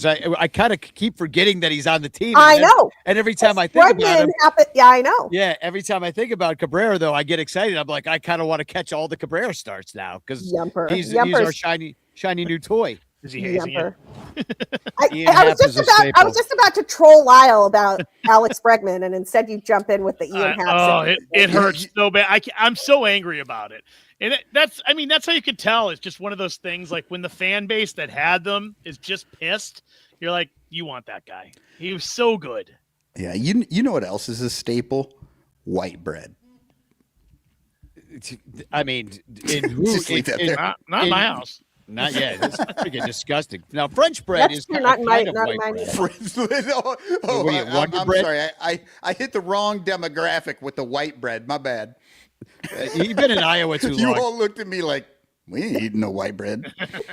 I'm sharing a link in the chat right now because I know me and Cotton both wrote a letter through the Action Network to our local governments telling them that we disagree that there would be a parking lot expansion in the Camry parking lot. And you can, and I just shared this link, if it has a pre-written letter to help stop the parking lot expansion. The Cubs claim that it will allow more people to park, in the neighborhood. But really what the people that actually live there want is less cars to come to the neighborhood because it is a very densely populated area with very small streets and literally Gray Street. Like, you can build a parking lot 10 stories high.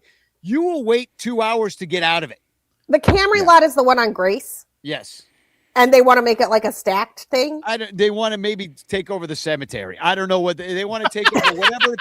I'm like, I don't know where they just want to dig up those bodies and park some cars. There are houses right next to the Camry lot, and then there's a street, and there's houses and Almost Home where we go hang out and do stuff on occasion. Right. So I'm like, if they want to expand the Camry lot, I'm fairly certain they have to go up. There's nowhere else to go. Well, but Dan, the reason I sighed so deeply about this.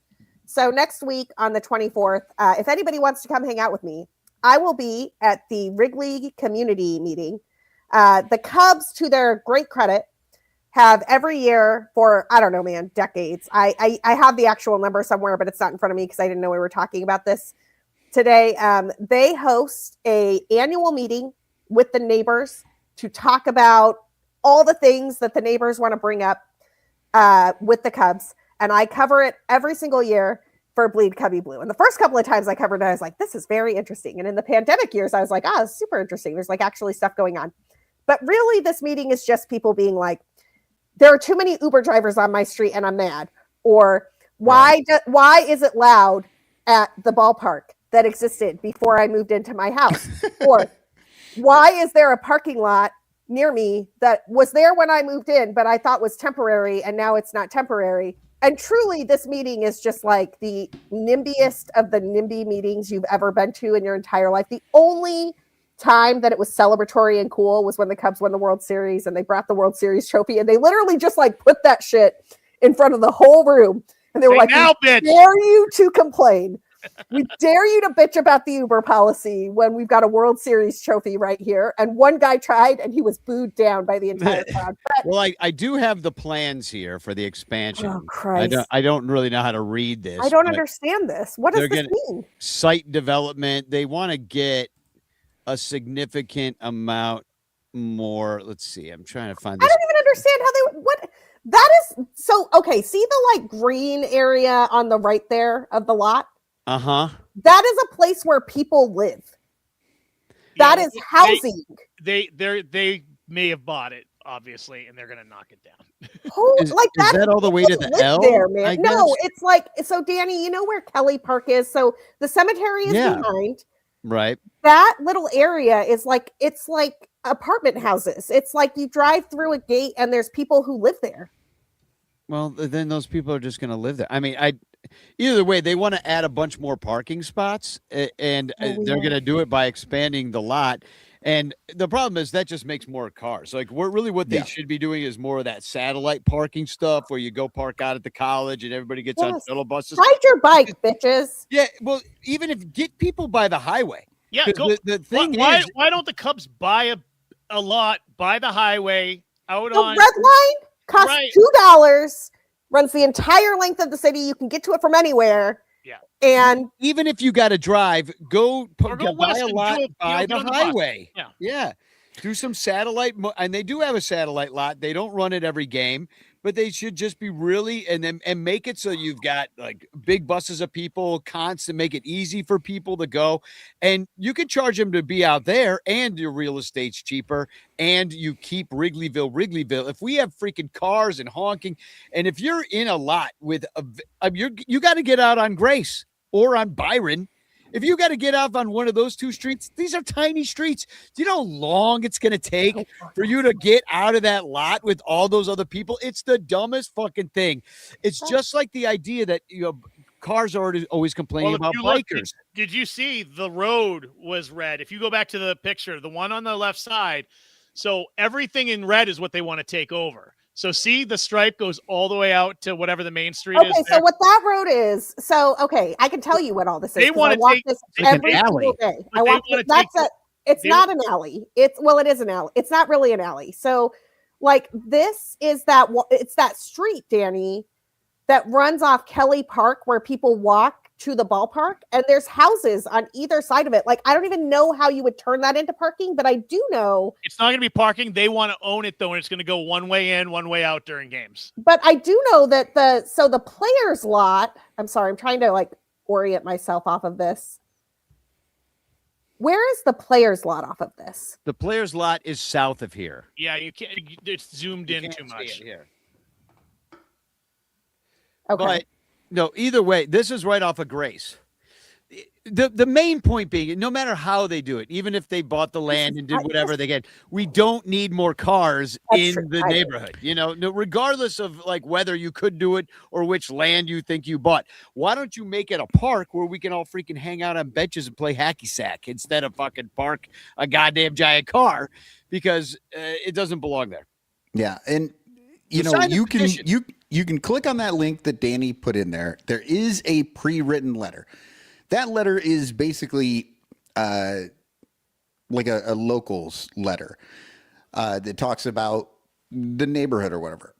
I actually just erased most of it and wrote my own thing, telling them right at the top, I am an out-of-town fan.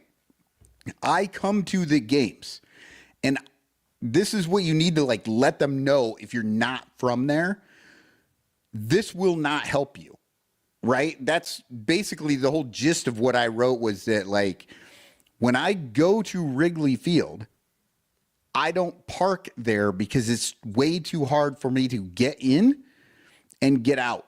And so I park somewhere else, and then I take public transportation or I walk, and I end up stopping in at local bars, restaurants. I think you just came out of a local bar. Places. And if you make more people, and I drive drunk home later. Yeah, exactly.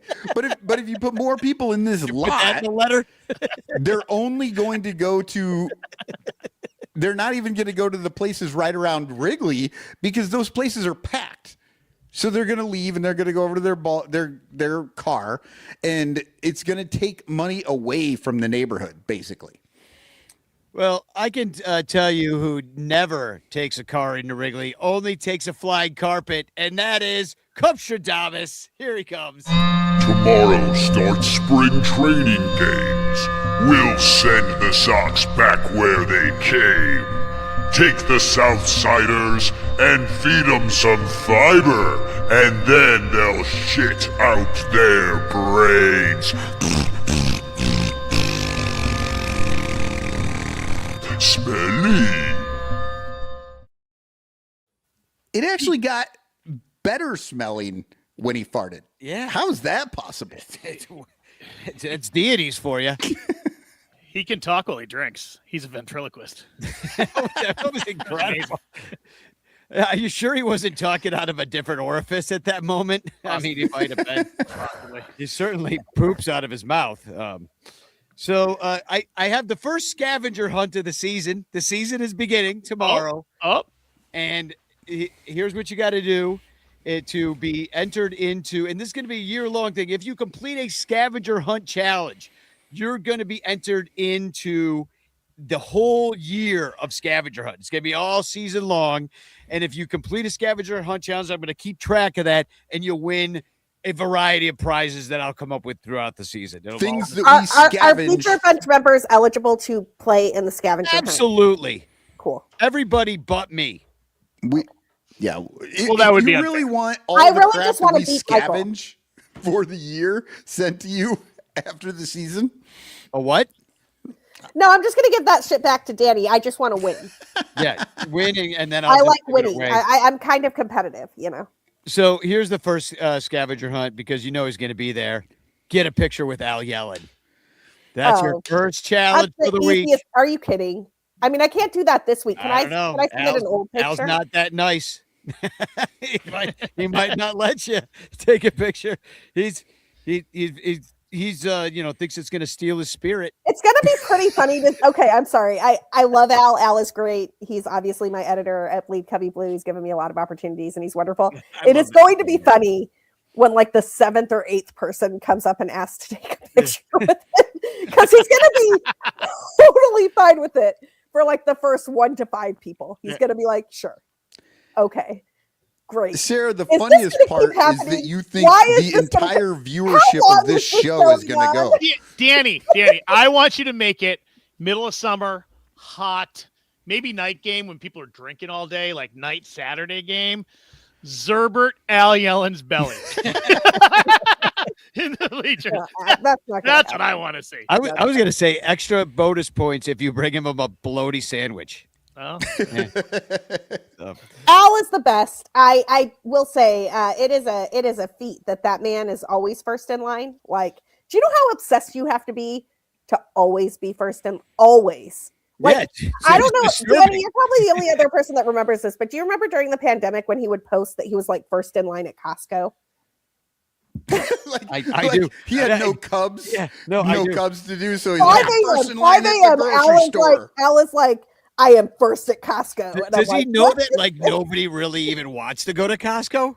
Like, who enjoys going to the store? I guess some people. I just think he likes being first. He likes being first in line. Yeah. Just like Sarah. And he's committed to it, man. Like, he wants to win. He's like, I will be there 5 hours early if I'm first. It's a great bit. I'll tell you that much. It's a great bit. So I do have speaking of the bleachers, I want to point out again, I know a lot of you guys have already donated, but to Tim and Ellen Shockley, I think Ellen's about to get out of the hospital at this point. I don't know if you saw about this. That's Sarah, good. I didn't. I was going to ask you. I did not. Yeah. Or she's on her way out of the hospital. That she took a turn for the better. So, but they please help with the GoFundMe. That's something you never hear. She took a turn for the. And then Danny says better. And Wait, that nice? Goes, we're ending with awesome. we're going to win the World Series. Now I'm getting positive at the end of the show, right before the season started. So you're missing a few internal links between took a turn for the better and winning the World Series. I just crossed the 2-hour mark. Go wild. Go wild. Exactly. Danny's gone wild. And then on March 1st, we're all going to hang out at Almost Home, the aforementioned in this show, Almost Home, 3-1. Come get your calendar if you don't have it yet. Sarah got her calendar the other day because she bumped into me and I happen to have one on me. Sweet. And I'm sharing the Partiful link. So I shared a GoFundMe link, then I shared a Partiful link, but that's going to be at Almost Home. The game's at 2:00 Central Time. The Almost Home is on Grace and Clark. You know, I was trying to reach my calendar, but I can't quite.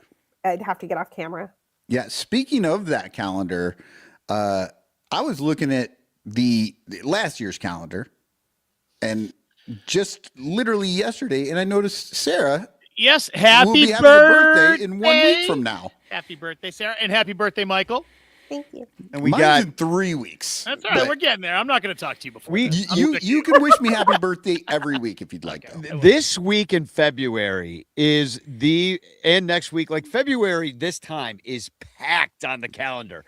Like we got Andy Wells, Bill Elliott, Tegan Finneran, Jason Griffin is today. Tomorrow is Alana Meyer. Then Rachel Waltz is sometime this. Chrissy Furlong, Andrew Waller, Riker Cologne, Ron Santo, then Sarah, and then Darko Kurjak, who played on the Bleacher Bum albums, and then Kevin Davis. So it's like every day's got something. All this week, yeah. It's a lot of people. Would count back 9 months. What were people doing? Wow, April. It's April Fools. I mean, so this is actually a marginally funny story that my mother would probably be mortified to hear me tell if I was. She doesn't watch this show, so she'll never know. It's late. My mom is a planner, and I am the firstborn, so she like scoped that shit out. She was like, I want to be pregnant during the winter. Like, I don't want the worst parts of pregnancy during the summer. Like, she had a plan, and I am the result of that plan. And then 15 months later, my baby brother came, and he was not part of any plan. Oh, that is funny that you say that, Sarah. We did the exact same thing. Our firstborn totally planned out, and the second-born 20 months after that, and just no plans whatsoever, just total surprise. Just after a fun night at the bar. Yeah, my brother and I are very much Irish twins, and he is, for about 3 or 4 years there, we looked about the same age because I'm I was always like a smaller version of how old I should be, and he was always a slightly bigger version of how old he should be. And then now he's like 5'11", and I'm 5'1", and it is what it is.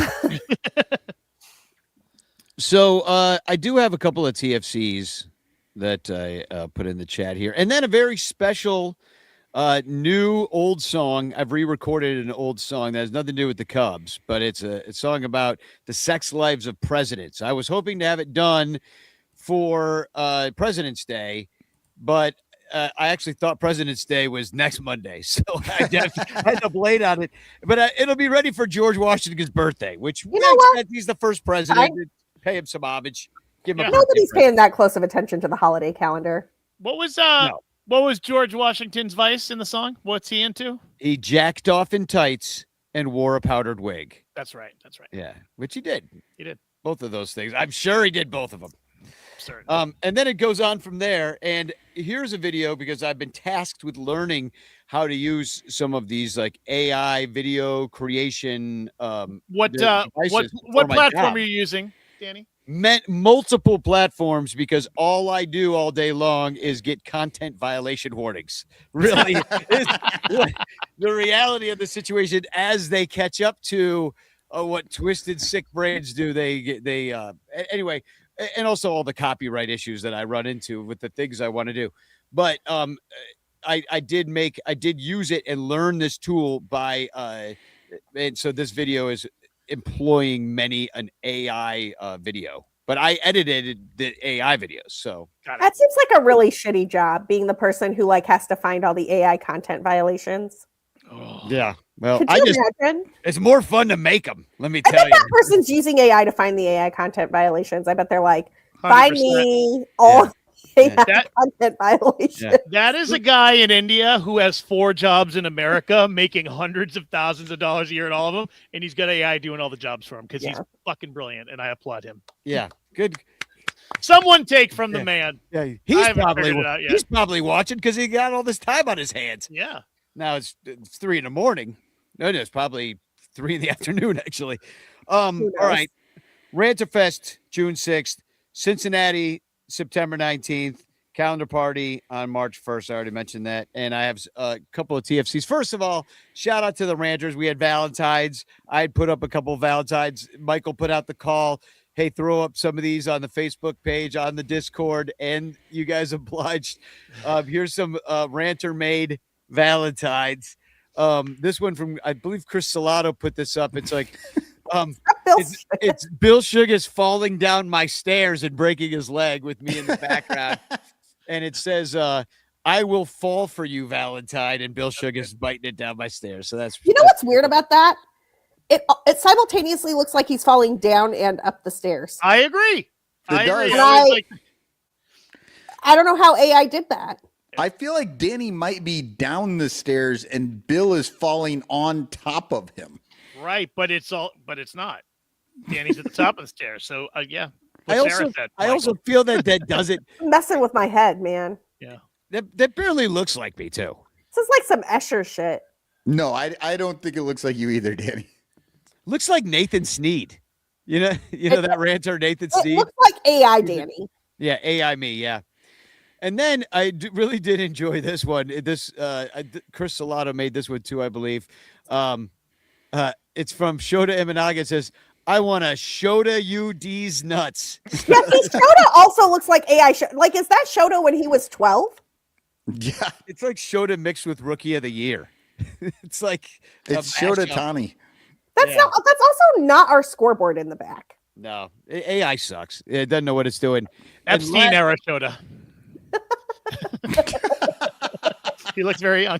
He's going to get Prince Andrew arrested again. Yes. Oh, God. I wish he was still in jail. And then you have now this is funny because this comes from the team formerly known as the Cleveland Indians, who are celebrating their 10-year anniversary of Rajay Davis's home run with a Game 7 bobblehead. Brought to you by Discount Drug Mart. Because, of course, it is. I'm sorry. Danny, bless you for this. I need you to send this to me.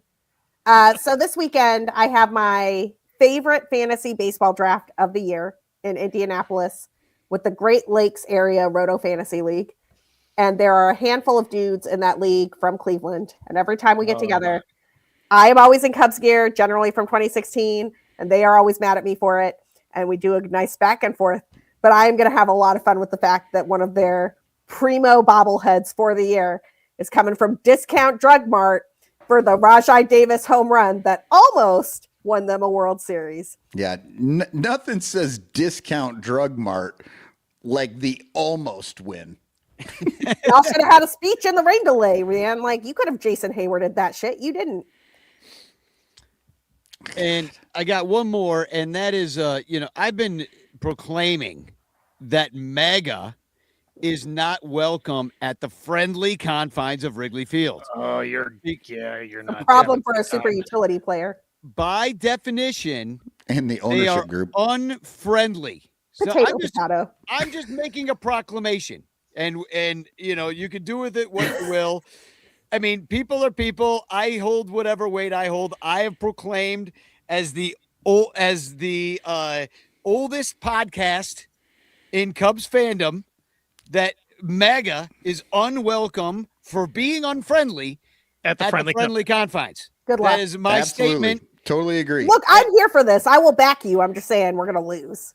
Yeah, well, that's my proclamation. I'm sticking to it. But then, so I proclaimed this, and I made a TikTok video, and some guy said, "Guess I'm a White Sox fan now." What a burn! And just Tater says, "Good, enjoy your 60 wins." That's typical honestly, own goal. That's just absolutely being fucked up. Like, there's a lot of things you can do to a White Sox fan that I think is probably acceptable. Sending MAGA to them, that's over the line. Actually, no. This is great. We should send all of MAGA to the south side of Chicago. Yeah, I'm all for that. I am 100% here. In their hats. Showing up on Cinco de Mayo with the Los White Sox jersey day and the mariachi bands and the, like legit tajin and shit going on, like the micheladas in the back. Like, I would like all of these people to go hang out at 35th and see what happens. Hey, you might change some minds because, you put a michelada in a guy's hand and, what I'm saying. You build a lot of bridges. Like, I'm going to introduce these people to elotes and they're going to be like, I am blue no matter who. Yeah, I see the error of my ways. Chinga la migra. No, they're going to take one drink and be like, that's way too spicy. I can't do that. Well, that's just all of Wisconsin, though. Like, I'm already dealing with that with Brewers fans. Right. I'm going to go eat a Cracker Barrel. At least they're hammered. A saltine cracker at the Cracker Barrel. I miss the old man logo. Did you all see the thing on Blue Sky that got stolen from Reddit that was like divided the country into drinking zones and was like which zone would win? And they thought it would be controversial, and everybody was like, oh, yeah. Zone 6, which is like Illinois, Wisconsin, Minnesota, and Indiana. Like, no chance. We are like, the Midwest is going to kick your ass. Yeah. I mean, Wisconsin is the king of the world. Yeah. Only in that. Just straight up sausage and cheese curds. Just Sausage, sucks up cheese, all and that beer. alcohol. Chance in the chat. Look at it's close chance eye. That was actually pretty cool. Yeah. We should do this more often. Hey, you know what? We could actually, if we all had postcards of different players, we could just like be standing here like puppets with their face, be like, "Hi, I'm Frank Chance. You see that Cubs game tonight?" We don't need AI. We just need postcards. You know what I was thinking with the. Oh, sorry, Michael. Go ahead. Oh, I was just gonna say we were talking about that jersey earlier with the collar. Look at the collar on that thing. Yeah, look at that. That's a Chris Sale special. Yeah. Now I do like that, like Chicago down the center. Yeah, I dig that. It's That look. thinning. It's like a tie. It's almost like a log tie. Well, I'm glad you brought it back to giveaways because I was going to go to giveaways too. Because the thing I was thinking when I was looking at the giveaways and it showed like that the Mexican Day was going to have like the VIP bomber jacket and all that jazz, I was like, the Latinos show up for this shit. Like we are in. Can you imagine? So I looked up. I was like, who is the most famous Mexican Cub? And I didn't really go deep or anything. So like if there's some guy from like 1970 or earlier, or like 1980 or like I might have missed him, like whatever. But like most of the Latinos who have played for the Cubs have been like Venezuelan, they've been Puerto Rican, they've been Dominican. In at least recent memory, the most famous Mexican Cubs are Javier Assad and Manny Rodriguez. And I was like, imagine if we had our own Fernando Valenzuela.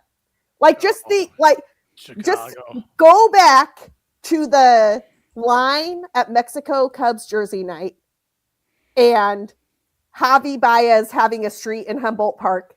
Like Mexicans are like, there are like 10 times more of us in Chicago than there are Puerto Ricans. Yeah, who's the we best would own current? this shit, man. Like Who's the best current Mexican player? We would put the in baseball? Dodgers to shame. Sarah, who's the Dodgers to shame? who's Probably the top? Alejandro Kirk.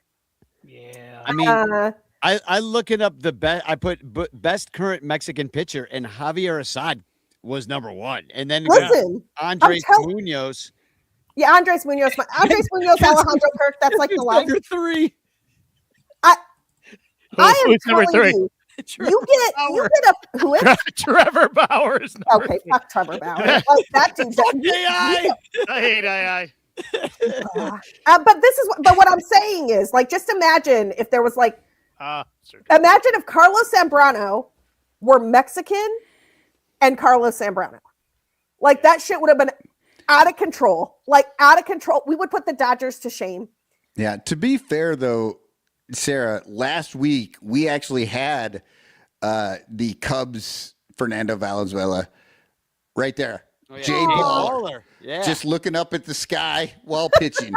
No idea where that ball's going. As I was throwing away, work out okay. as I was throwing away the pictures in the folder here to make room for this show, I did enjoy looking at Jay Baller yet once again, and I thought to myself, I'm like, I need a Jay Baller song because it's like the legend of Jay Baller. Just like he actually wasn't that bad. He wasn't that good, but he wasn't. I think he was a plus war pitcher.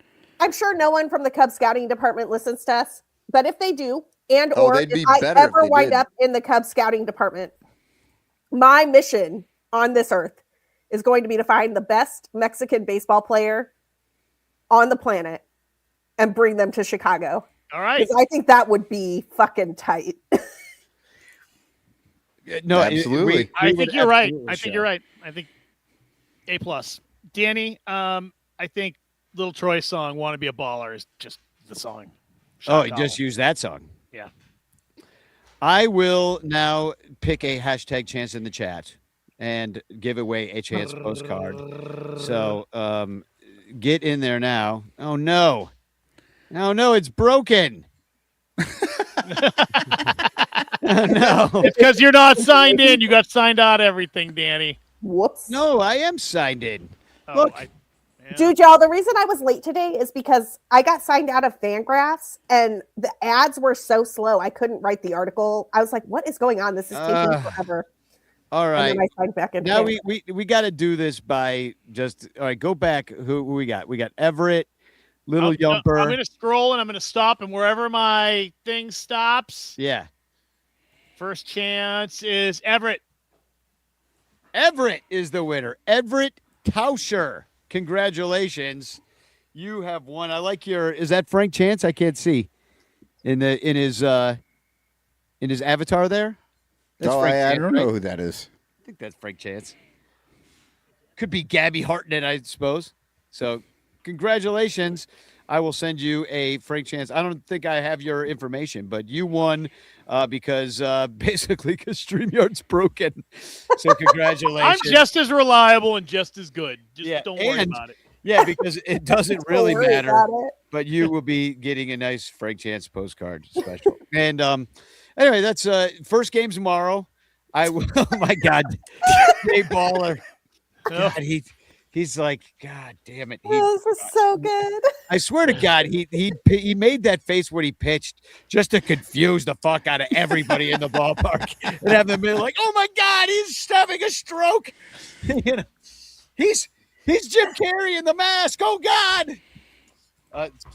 Literally what he looks like. Anyway, that's the show. Welcome back. There's a game tomorrow. Season starts tomorrow. And that's all I have to say about it. But I'll be in the Discord tomorrow. We'll have our first game thread for spring training. How about that? Yes, I can't wait. Danny, Everett just gave you his stuff in the chat, just if you missed it. Oh, great. Awesome. And he also gave it to everybody in the world because that's a public chat. Mike's going to send you an unsolicited Go ahead and put your social security number and your mother's maiden name as well, please. Cool. Slogans! Wait, hold on. I need to screenshot that because these are good. All right. Are we there yet? We're there yet. What is the Red Sox equivalent of spagog? Gosh. Zorder. Zorder. Odoris. Zoster. I'm sorry I brought this up. I know, I need a pen. I'm like... Yeah, it's definitely got. Oh, but there's no go in there, is there? Okay, right. go. Got. Bugog. Zostrog. Zostrog. It's like it sounds like a Tolkien fucking villain. Well, we close versus the Red Sox, so we'll have to figure it out. We have a whole season to figure it out. 162 games. We do. So, I mean, Spagog. Spagog.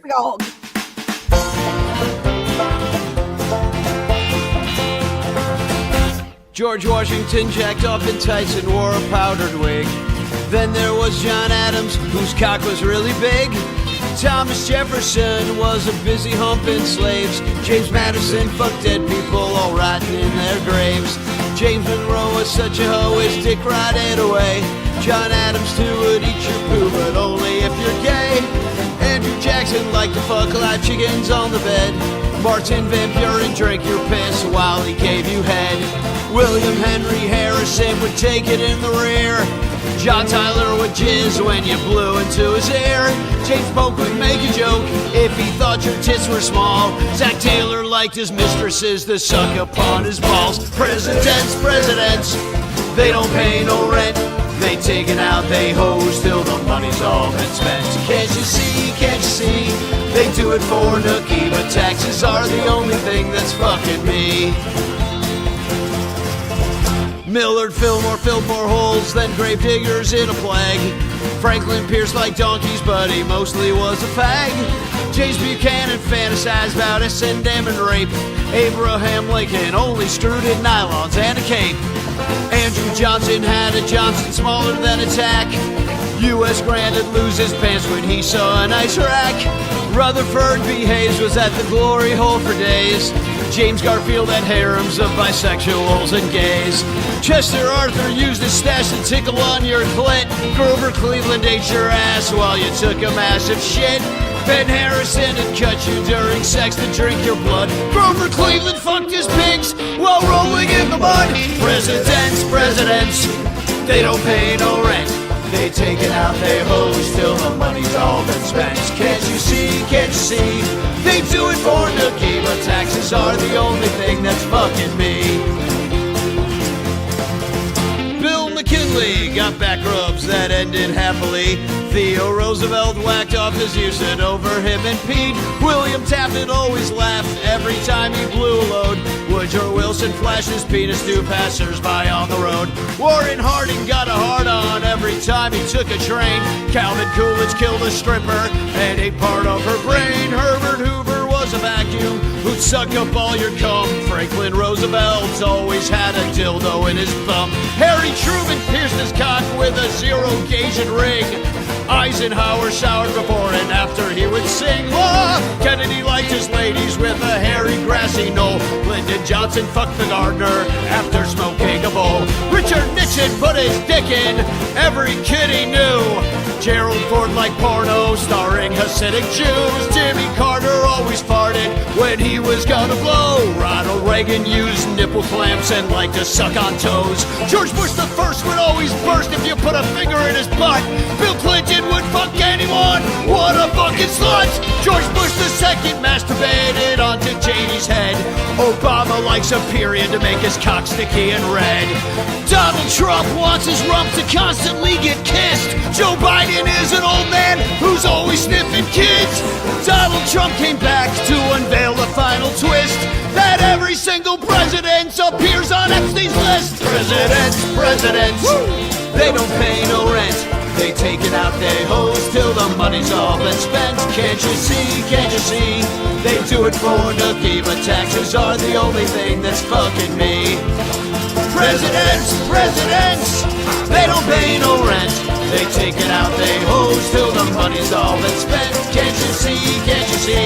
They do it for nookie, but taxes are the only thing that's fucking me. But taxes are the only thing that's fucking me.